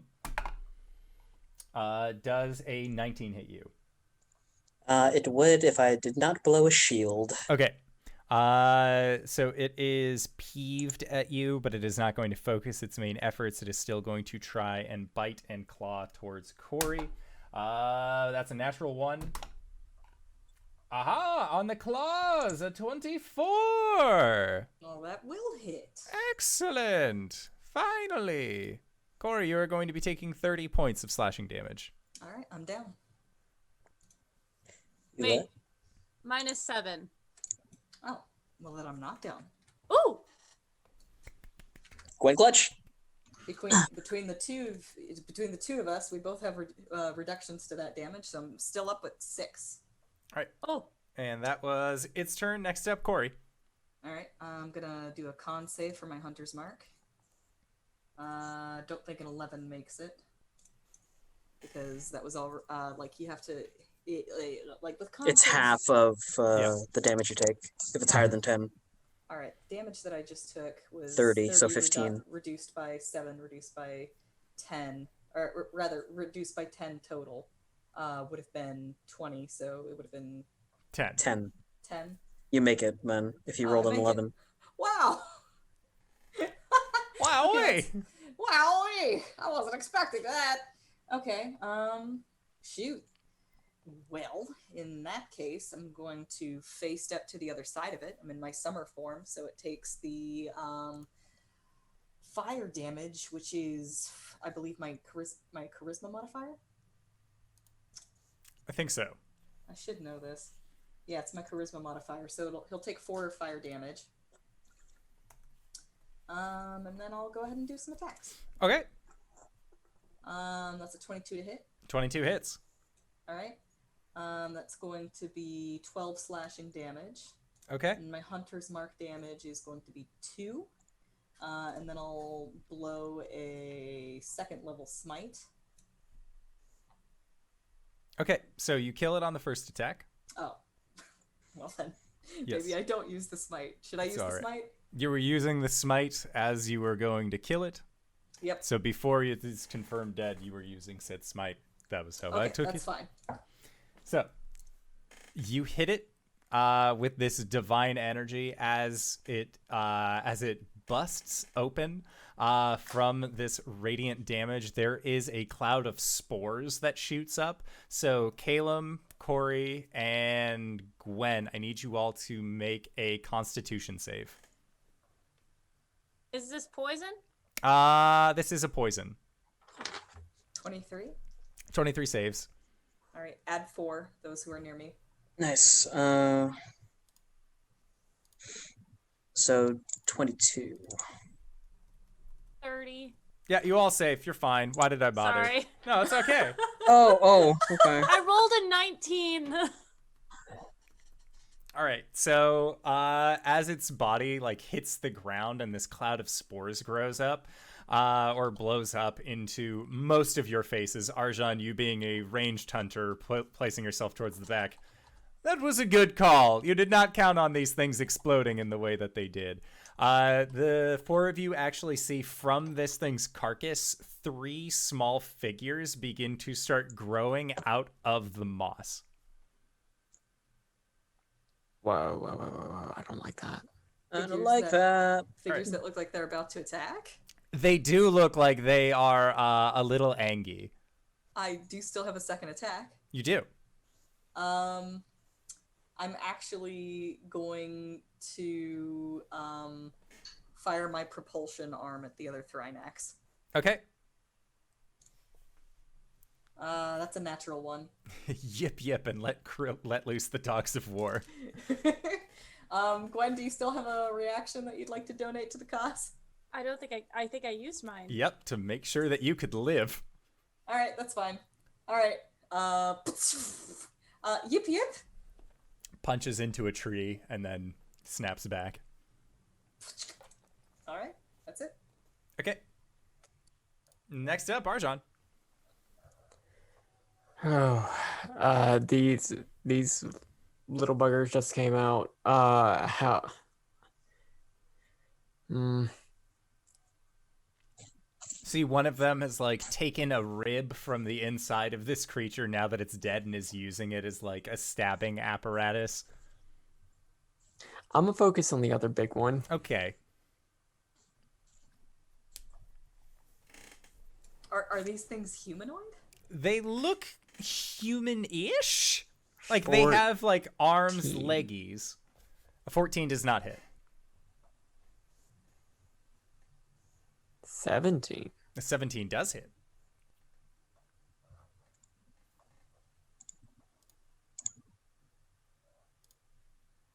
Uh, 15 points of force damage. Before you make this attack, do you want a bonus action move your hunter's mark? Yeah. Okay. Cool. 23 to hit. 23 hits.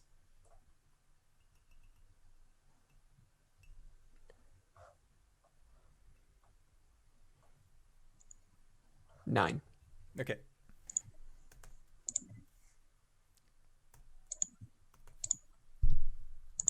Gotcha. That's it. Okay.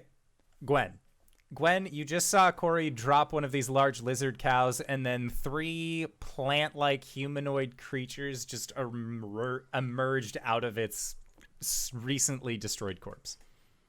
And they look like they're like using bits and pieces from this Thrynax to create weapons for themselves. Oh my gods. I think Gwen would. Is there. Well, okay. I think, in my opinion, it would be a very bad idea to throw the Sunforger past them, right? And explode a 20-foot radius sphere. Caelum is behind them. Yeah. And you're also not sure about the echoing boom that comes from the Sunforger. It seems like loud noises and bright lights is what got you into this mess in the first place. Cool. Yeah, okay, cool. So we're going to go back to our tried and true. She's going to use her bonus action to move the echo. Where's Cori? Is she by them or is she by the other? She is by the 3 freshly grown Vegapygmies that have emerged onto the scene. And the other big fuck all creature's looking. Oh, he's looking rough. fine. Oh, good. Okay. Yeah, the one that that's you the are one in I'm front. in front of, right? Yeah, he's looking great. He's looking a Okay. little roughed, but like he almost seems like he's enjoying this battle with you. Cool. So what Gwen's gonna do is she's gonna move her. She's gonna move the echo over to, like, in front of Cori, basically, and then she's gonna use her. Wait, can I do that? Can I do that and teleport there? Usually swap places with your echo. Okay, well, I guess what I'm gonna do is I'm gonna swap places with the echo and then move in front of Cori to block these three from getting to her because she's looking very hurt. Correct? Yes. Yeah. And then I'm going to attack them. Okay. Cool.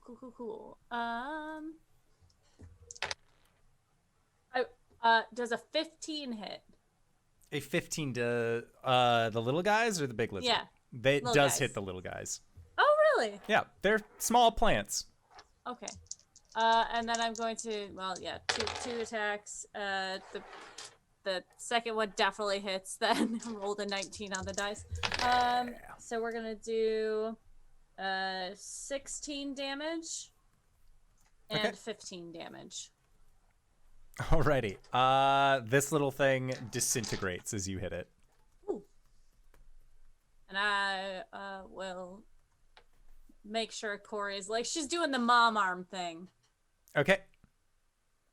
That's it. Sounds good. Caelum. Okay, so there's two little things left and the big guy. Yes.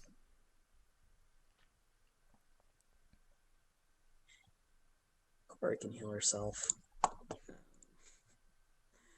Okay. He interact object, stows his spear and pulls out the windswept saber. Okay. He presses the pommel to his chest and he's going to cast Tensor's transformation on himself. What does that do? I become a warrior, baby. Okay, but the official listing for Tensor's transformation is you endow yourself with endurance and martial prowess fueled by magic. Until the spell ends, you can't cast spells, and you get the following features. 50 temp HP. If any of these remain when the spell ends, they are lost. Advantage on attack rolls that I make with simple and martial weapons. When I hit a target with a weapon attack, that target takes an extra 2d12 force damage. I gain proficiency with all armors, shields, simple weapons, and martial weapons. Proficiency in strength and con saving throws, and I can attack twice instead of once. What level spell is this? It's a 6th level spell. Oh boy. Wizard big boy energy. I like this. And he's going to park himself behind Coriander so she can't get attacked from the back. Yes. Gotcha. If you are... Because you were behind the injured one, it exploded, so you moved. You will get attacks of opportunity from the two little sprouts. Do it, punks. Okay.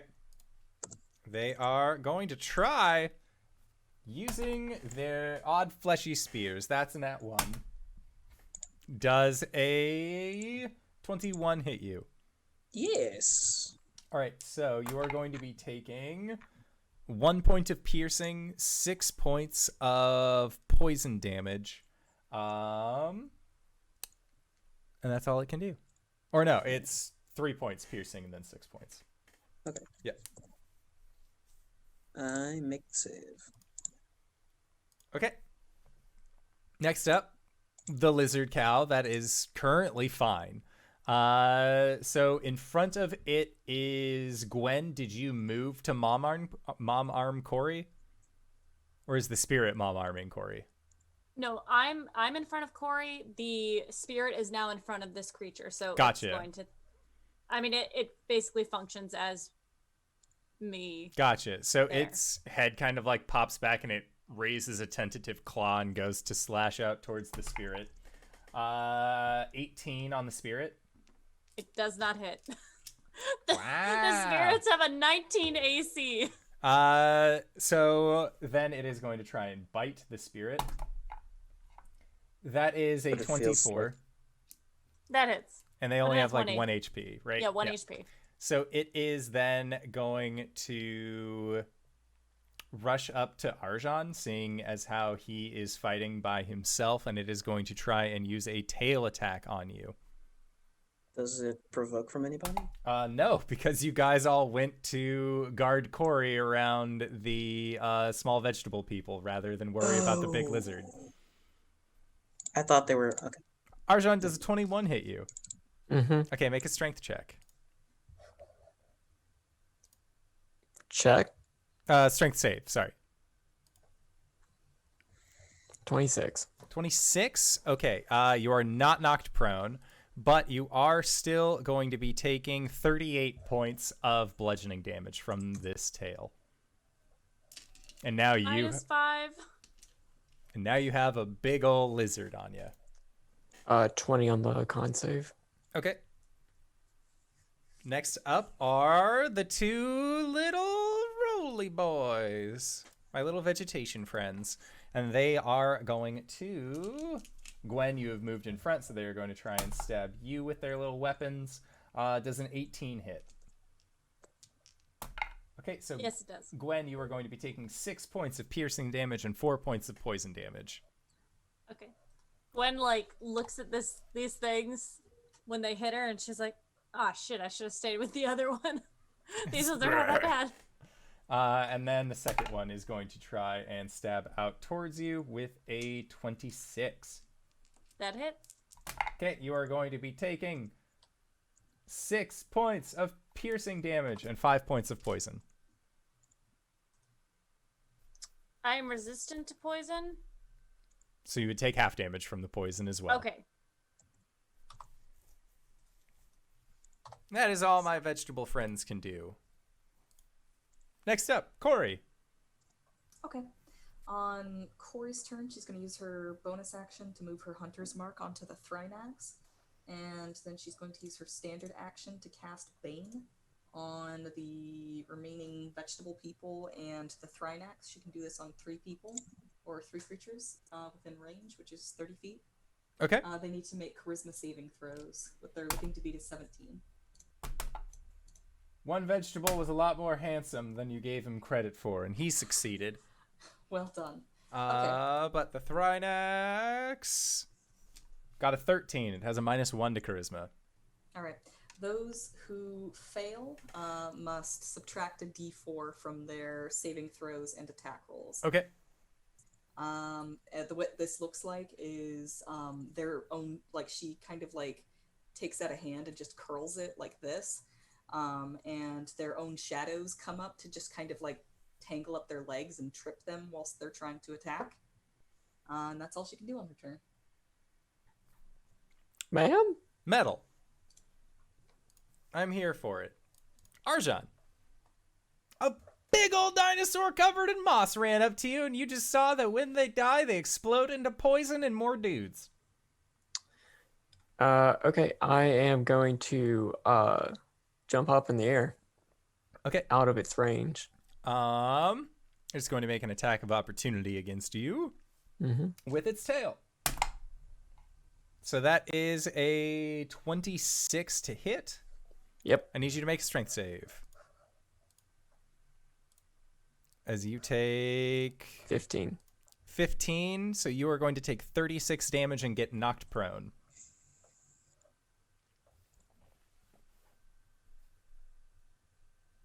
So you go to try and fly up into the air and then are swatted down. Okay.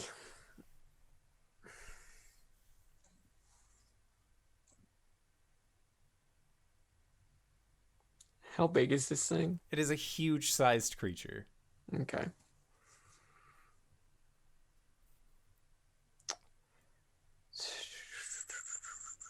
Also, make your constitution save for your hunter's mark. Shit. You were looking for an 28. Okay, yeah, you're fine. The number you were looking for was 18, so good job.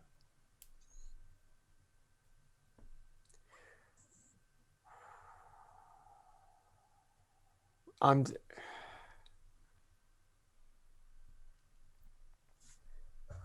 up, let me look up prone.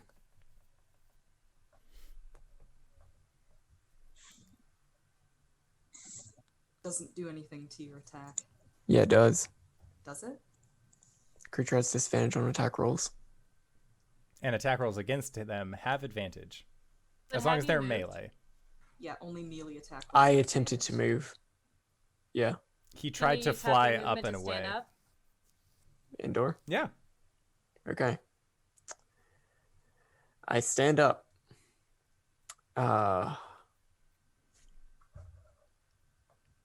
Shit, all these are going to be a disadvantage anyway. All right.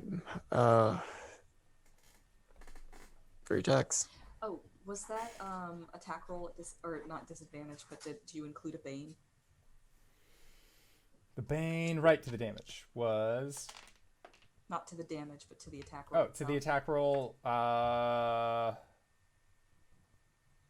It doesn't matter. yeah, it was high. Okay, sorry. That's okay. Thank you. 23 to hit. 23 will hit this thing.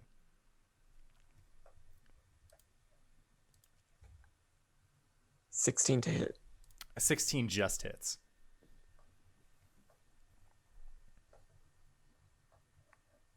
Please move.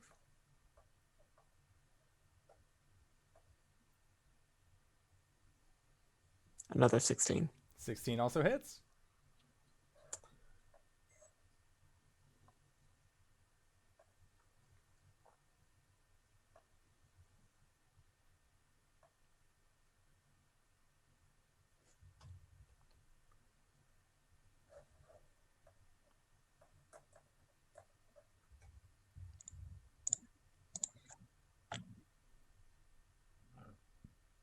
Uh, 37 points of damage altogether. Hoo-wee. How's it looking? It is now bloodied.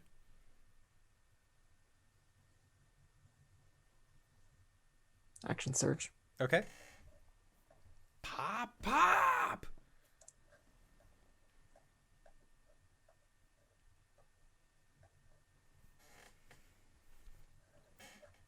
$19 will hit. Yep.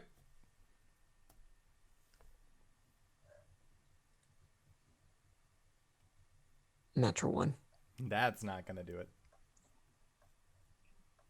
Gwen has had another turn since then, right? Mm-hmm. I have. Do it. Make me proud. Okay. How does that work with disadvantage? You just roll it again. He'll Yeah, just take the new you roll. re-roll the disadvantage, That sounds right. right? You re-roll both of them. I think so. Because you're at disadvantage when you roll anyway, so you got to take Yeah. the new roll. 14. 14 still misses, but it's not a nat 1. It was a 20 for the other one, so I get 2 more. Yes.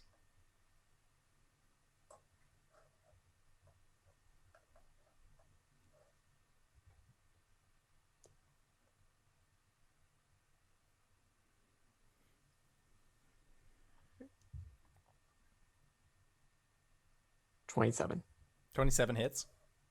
No, 27 Oh, points of okay. damage Gotcha. for the second round of attacks. Gotcha. It's looking rough, buddy. That's it. That's all I got. Okay. So, next up, Gwen. Gwen, there are 2 of these little veggie buddies in front of you, and then a big fuck off lizard soloing your friend. Gwen like looks at these like little guys like, oh, I thought they were gonna be like doing more stuff. She's like, ugh. And then she looks over at Arjhan and she's like, oh shit.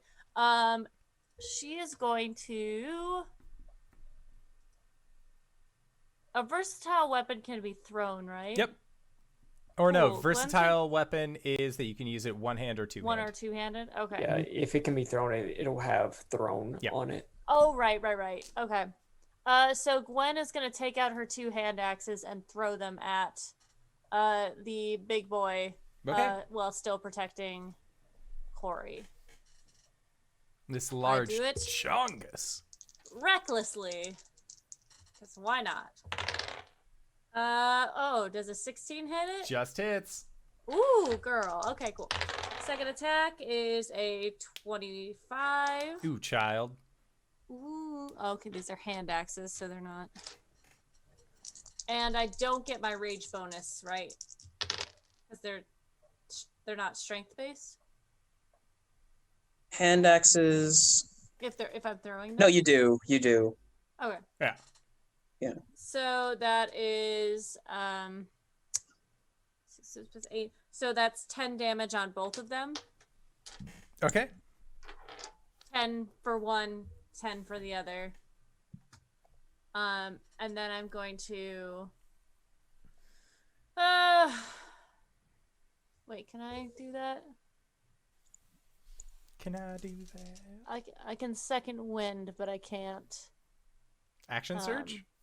Action surge, right? No, action surge lets you. Oh, I can. Yeah. Mhm. Okay. Oh, I'm sorry. I couldn't remember what I had on this character. So I'm gonna double attack the kids in front of me. The little plantlings, not kids. That's a 28 to hit. Yep. And a 28 to hit. Both will hit. Cool.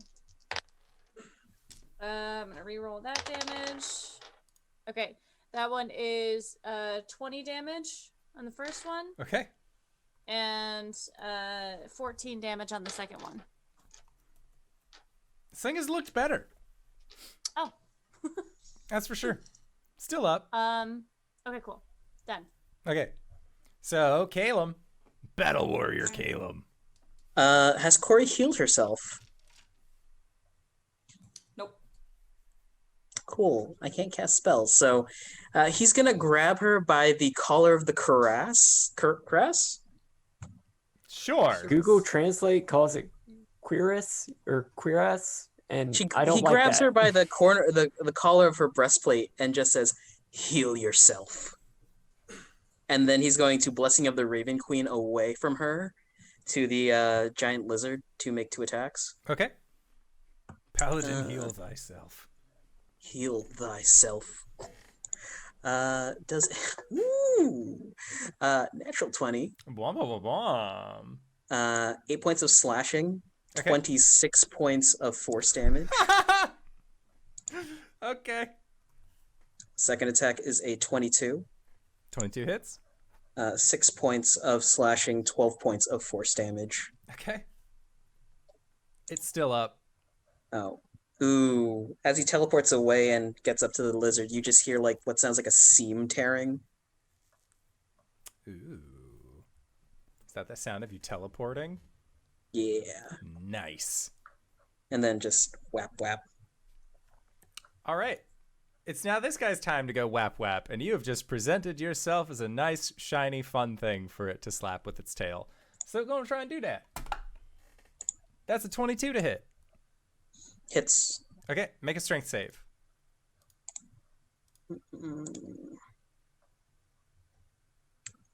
Get fucked. 24. Okay. You are not knocked down, and you are in Raven form, so you're going to take half of 32. So you take 16. Bane for these? Damn it. It's gonna hit me. Sorry, I have to be a butt monkey about it. That's okay. Subtract 2 from that. So it'd be 34, so you take... Okay. It's not on the damage. It's not the on damage, attack. it's a hit. on the attack. Okay, gotcha. 32 Gotcha, I take 16. Yep. Okay. So then it is going to try and put a bite on Arjhan, who is right in front of it. It doesn't want to turn in the middle of all this. It's got things to do. So Arjhan, that is a 21 minus 3, 18. It'll just hit. Okay. So then it going to do a bite on you. -7. -7.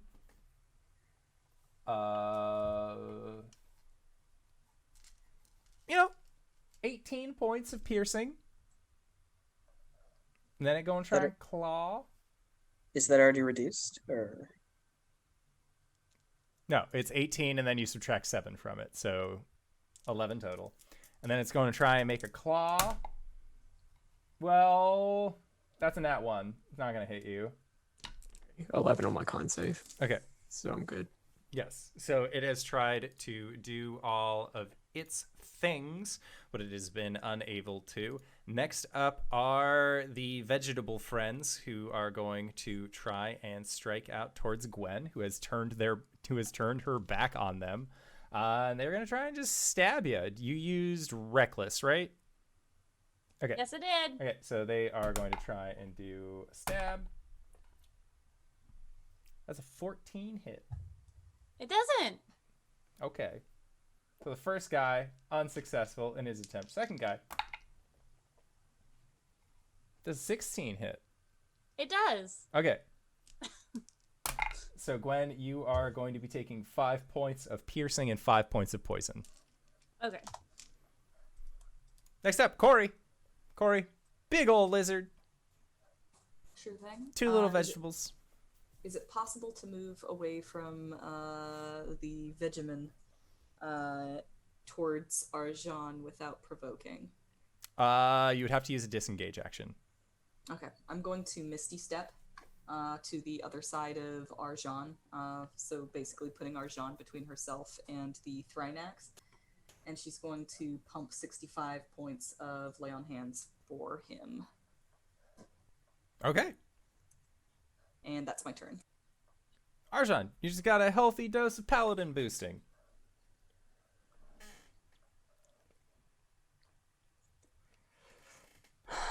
I would, again, very much like to back up and away from this thing. It's going to try and slap you with its tail again. All right. Remember the Bane. Okay. I don't think that it's going to matter because it got a 30 to hit, Jesus. but does a 28 hit you? Okay. So then There's a 28. that is going to be for a total of 42 points of bludgeoning damage. Make a strength save. I need those separate. 42 points of bludgeoning?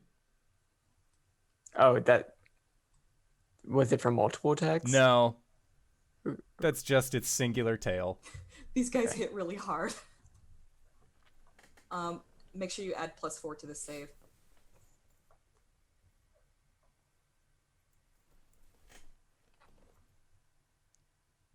$20. 20's good. You don't get knocked down? No, it's not. Oh. Oh, for concentrating on the Hunter's Mark. Gotcha. Okay, so Hunter's Mark goes down.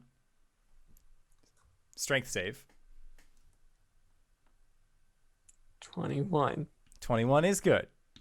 You are able to fly. You are not knocked prone. Okay. So I'm backing up. I'm casting Hunter's Mark again. Okay.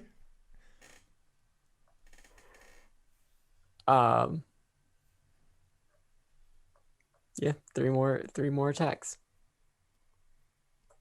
Okay. 30, Yeah, that'll hit.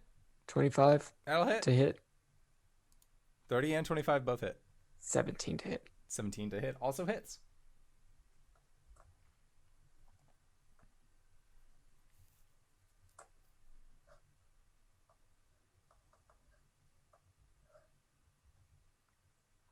Okay.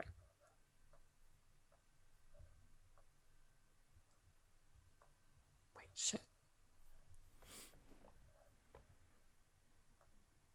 How dare it only keep 3 items in my history? Okay, so 9. Okay. 33 plus 12. 42 points of damage. Okay. As it goes down, this creature will burst a cloud of spores. Yet again, Cori, Gwen, and Caelum are all directly on this creature. I need each of you to make a Constitution save. Against poison! Remember to add 4. 31. Fuck, I have Indomitable. Anyway. Being a fighter's hard.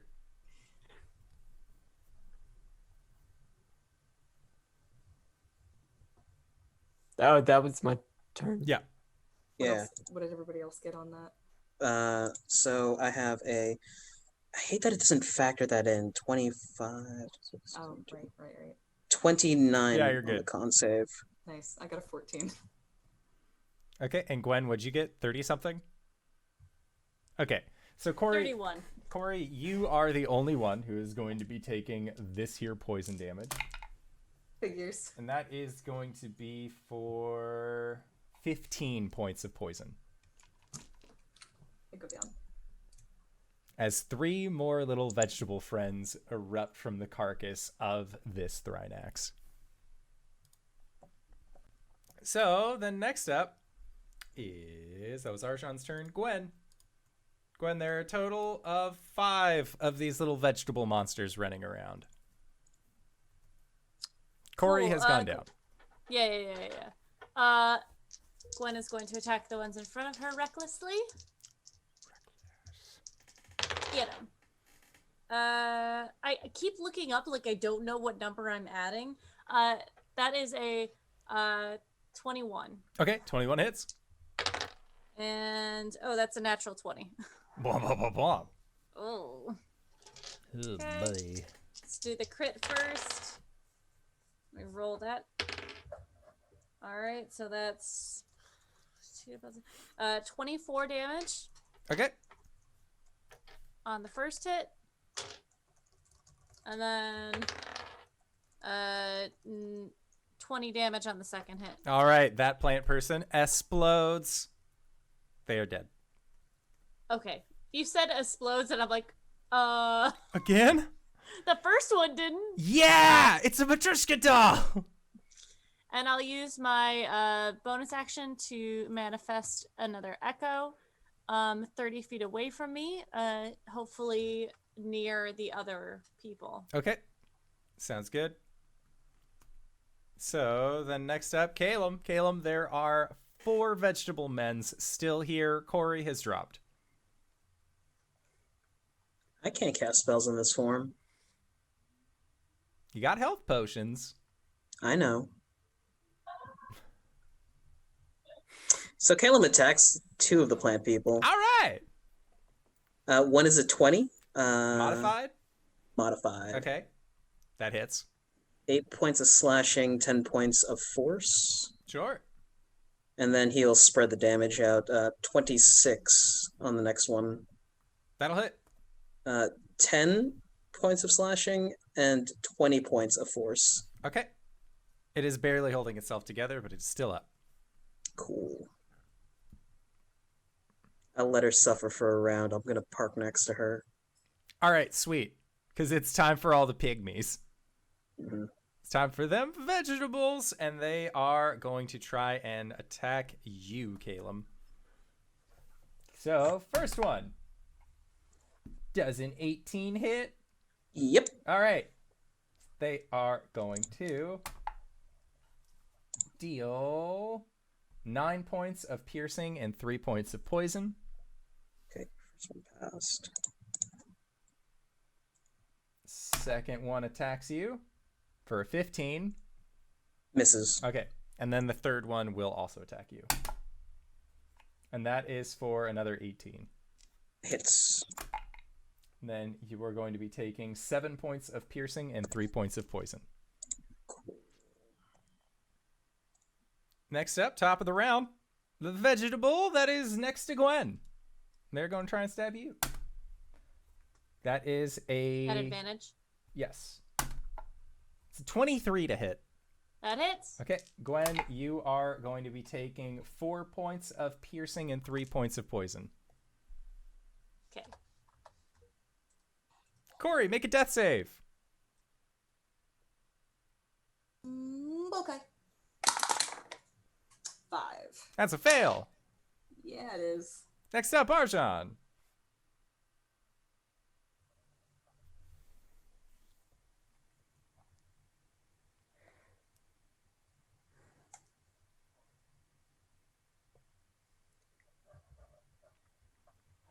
I'm gonna fly back down.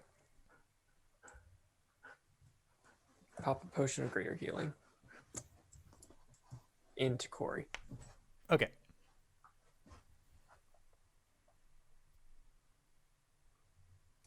How much is that? 44 plus 4. Holy shit.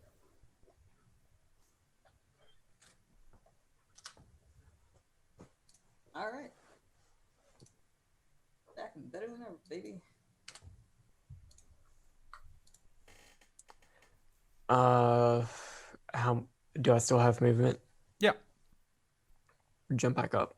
Okay, they're going to try and stab you as you fly away. There are 3 of these little buggers that are here. First one gets a 24 to hit. Yep. And that is going to be for 7 points of piercing, 3 points of poison. Second one gets a 21 to hit. Mm-hmm. For 7 points of piercing, 3 points of poison. And then does 16 hit you? 16 does not. Okay. Third one misses. They all just stabbing their meat spears. So, Arjhan, that was movement, action, bonus action? Well, action. Okay, cool. And then that's the end of your turn. Gwen. You got 1 on ya. This bastard is going down. He's like being real shifty, like doing a little bit of like a roll fighting against you. What a bastard. I will do a... Let me just, I will do 2 attacks against it. Okay. Way over 20. Sure. For 18 damage. Oh yeah, 18 does some damage on this guy. Cool. I just want to make sure. Okay. Yep. I'm gonna. Well, I don't. They're fine over there, right? Yeah, Cori's up. Arjhan's in the air, and Caelum looks, kind of hot as a warrior. Cool. Ooh, double 6. So that's 18 to hit. 18 hits. Cool. I don't think there's a way that Gwen can actually miss these guys. I have plus 12. Yeah, you have to roll super low. I'm gonna re-roll that. Same outcome. A 13 damage on that one. Okay, it is still up. All right, cool.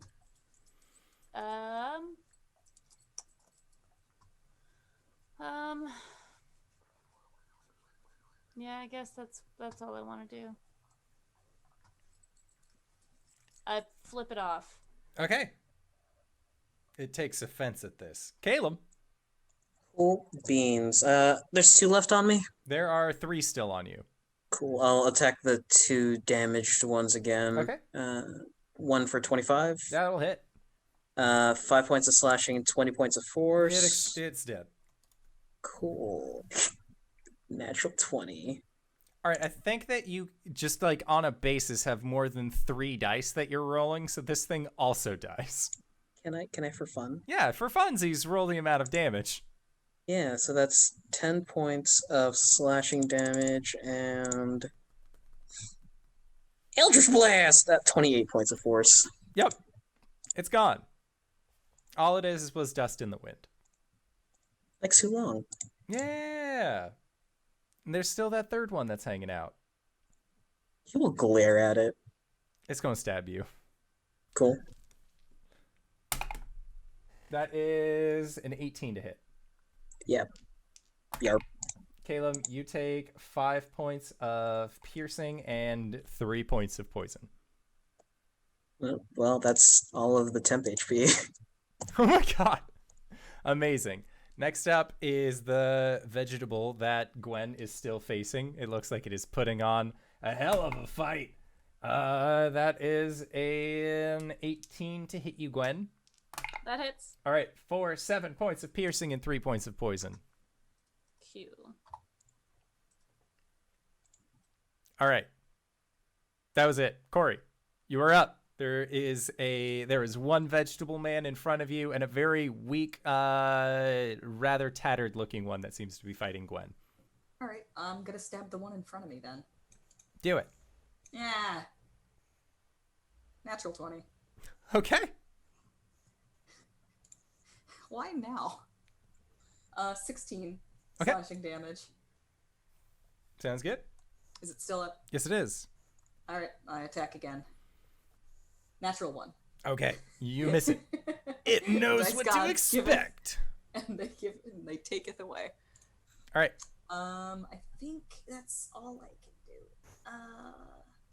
I don't have any bonus actions that I'm willing to participate in. I'm done.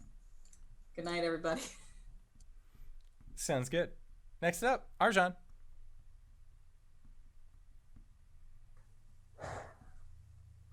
Bonus action move my hunter's mark. Okay. Or I didn't roll cons, so I'll assume that it fade. I'll cast it a third time. Add a pygmy. Okay. And then I want to pop some pygmies. Pop, pop. 29.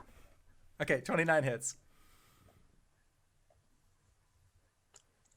For dorks, I love it. It's For great. 10 points of force damage. Okay. It still stands. It's not looking great. 28. That's totally hits. For 8 points. Okay. That one goes down. There's one pygmy left, and it is currently engaged with Gwen, but not in the Philip kind of way. Okay, I cannot move my hunter's mark this turn. No.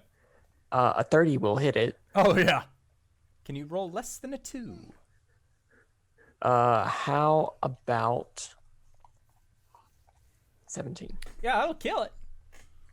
So, is this just a very unceremonious brat with your crossbow? Just Yep. All right. So, you guys are no longer fighting these large lizard cows, and as you kind of take this moment to look around, you realize Ilni hasn't been here the whole time. Yep. I did notice that. Gwen drops her rage and she's like, on 20 hit points, she's like, oh my god, what the fuck were those things? Caelum will Wait. drop his tensors and... Oh, wait, I have to make a con save. Make the con save. Cool. I'm going to slap Gwen with a 7th level Cure Wounds. Right on the ass. All right. And is that an overcharge, or are you at 7th level now? I can overcharge to 8th level now. Nice. Wizards are stupid. I love it. 31 to Gwen.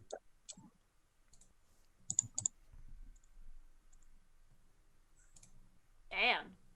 But, yeah. You'll see that the black veins around his neck have creeped further onto his face and are exacerbated. Are you okay, Caelum? I shouldn't do that a lot.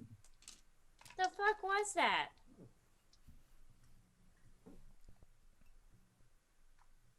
In layman's terms, I fed my magic back into me to make me stronger.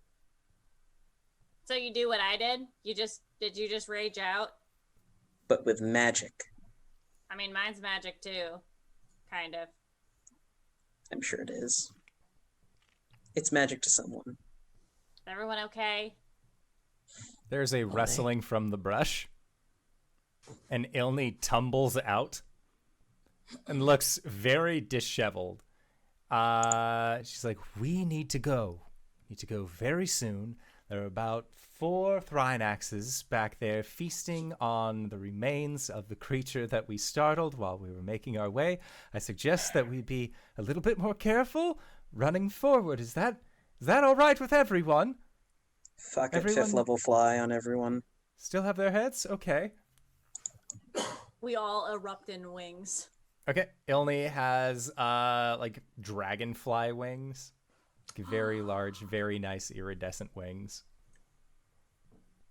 Nice. Gwen holds Caelum, her arm did in you the go up sky. to 5th level so that you could include Arjhan? Because it's 3rd level for 2.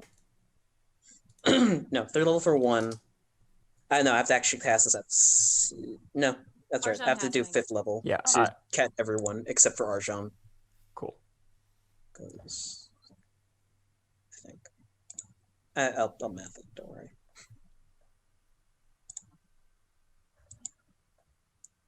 Okay. Yeah, my fly speed is only 30 feet, but still. If you could carry Gwen so I don't blow my only 6th level spell slot, that'd be nice. Let's go back one. Feel so protected in your strong arms, Arjhan.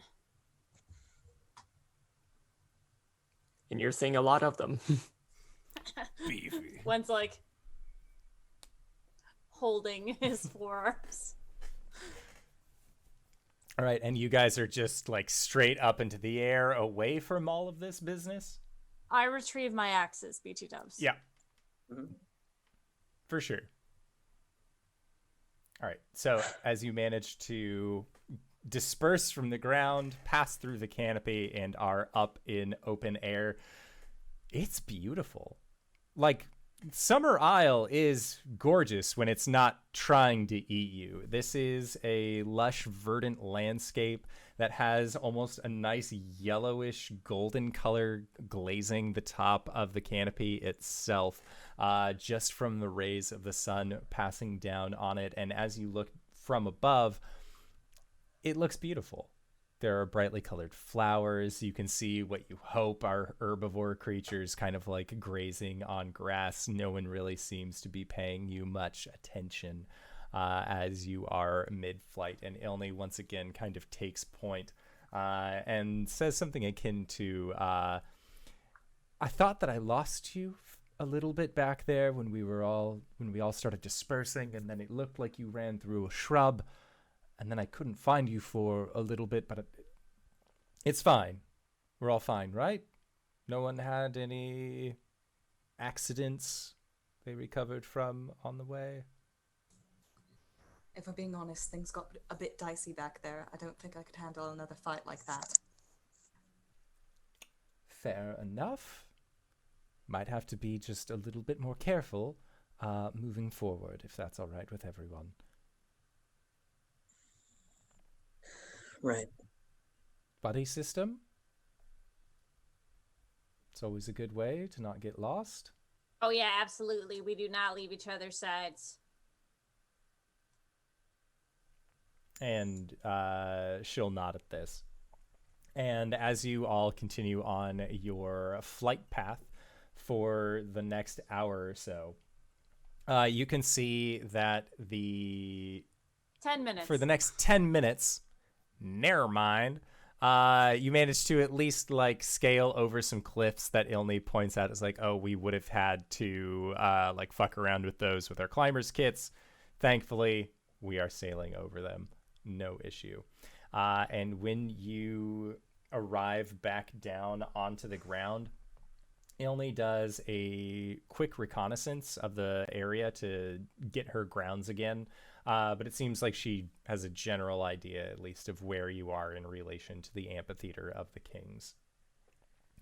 And as you are, as she like waves you forward and you begin making your way once again, it is going to take a little bit of time to get there. Do you all want to short rest before you try and move again? Do you want to immediately head out? Short rest? There are a lot of quick nods for short rest. I'd like Short to rest, please. rest. Yes, please. Alrighty, so as we are getting into our short rests, and you guys are all like sitting down, kind of taking a breather, asking yourselves like, what the fuck was that we just encountered?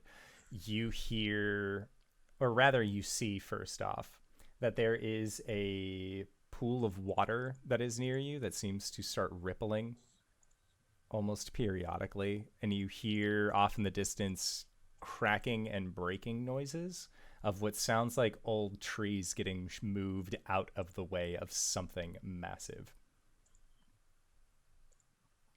Oh, come on. And as you say this, Caelum, you see this large form of what looks like it is about the size of an elephant, with a head plate more similar to a triceratops, but in the stylings of a Hercules beetle, where it's very smooth and kind of ends in these 2 points up to the side. It also has a set of just these like sickeningly sharp teeth that it looks like it is going to then unleash onto your group. And almost like a bullet flying out of the shadows, you all see a friend-shaped individual. This is a shirtless elven man, just absolutely chiseled, covered in a set of scars, as well as these very nice tattoos. And along their right hand, you see this large metal gauntlet as they full-on punch in perfect form the side of this large, dangerous-looking creature, and they go kind of barreling off to the side as this elven figure yells a triumphant cry. This creature then kind of like staggers off to the side and whimpers a little bit as it starts making its way away from the group. And the elven figure puts their hands clenched into fists onto the sides of their hips, and they say, "That's right, and stay out!" Oh, hey, Cori! And you guys all meet the Caelum of Summer, and that is where we are going to call it for tonight's session. I've got this one, Gwen. What the fuck? No, my question was, hi, who are you? The name's Redbeck. Nice to meet you. And he will kind of squat down a little bit and extend his hand out towards you. And that is where we will call it for tonight's session. So I'd like to say thank you to everybody who decided to stop on by and join us for this wonderful session of Dungeon and or Dragon. We are going through a little bit of a jungle crawl, making our way to the Amphitheater of the Kings. But hey, now we've got a powerful ally on our side. So I'm sure the journey will go off without a hitch. But speaking of things that go off without a hitch, hey, RJ, where can I find you? What do you do? I certainly do not have problems, yes. Hi, everybody, I'm RJ. You can catch me at RJustice282 on Twitter and Twitch, where I tweet about the nerdy things in my life and sometimes stream video games with my friends. You can catch me, of course, here on Mondays as Caelum the Shatterkai Wizard Cleric, Sundays in our Tomb of Annihilation game as Wally the Shifter Fighter Barbarian. This Saturday, catch me over at G Game Nights, where I revisit my role as Fang, just a dude. It's a Power Ranger leading a party of people, but like one of them has roller skates and it's not like uniform appropriate. Catch me also over at the Hype Goblins channel, where I revisit my role as Titus Valentine, a noble ranger and also warlock who's looking for his brothers. TonightKinner.com. Hi, I'm LBHackEmUp. You can find me at LBHackEmUp on the Twitters and the Twitches. I'm not normally here. I'm not normally with these fools, but sometimes.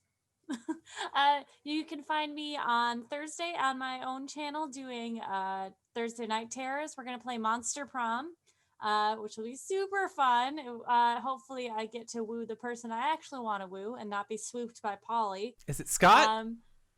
Yes, I want to woo. I want to woo Scott. I woo Scott. Oh, woo, Scott. And then I'll be on G Game Nights Friday night and Saturday night playing in a couple special games as a guest star.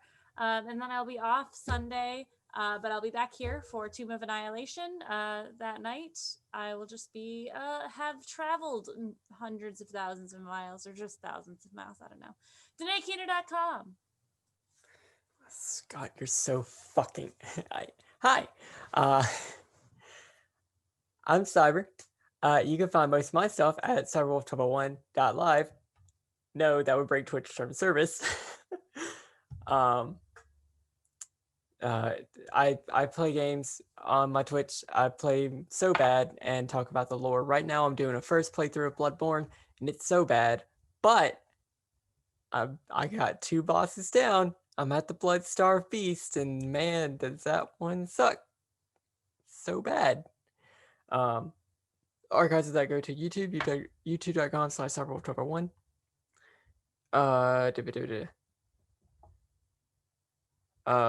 Let's talk about it. Just got a new episode.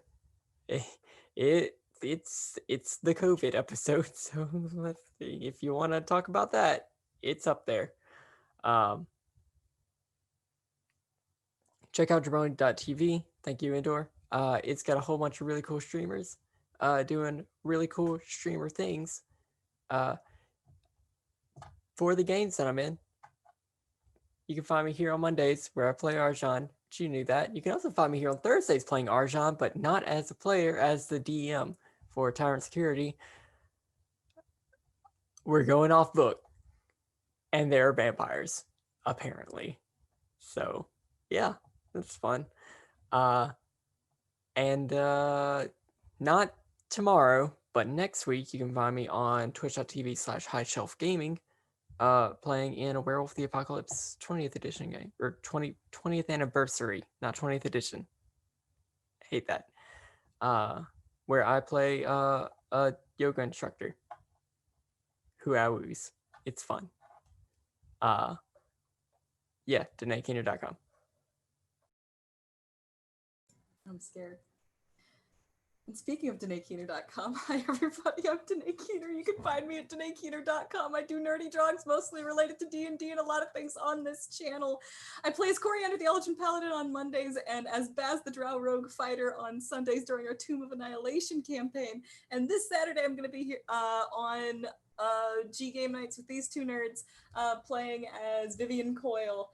Her thing is bees. DanaeKeener.com.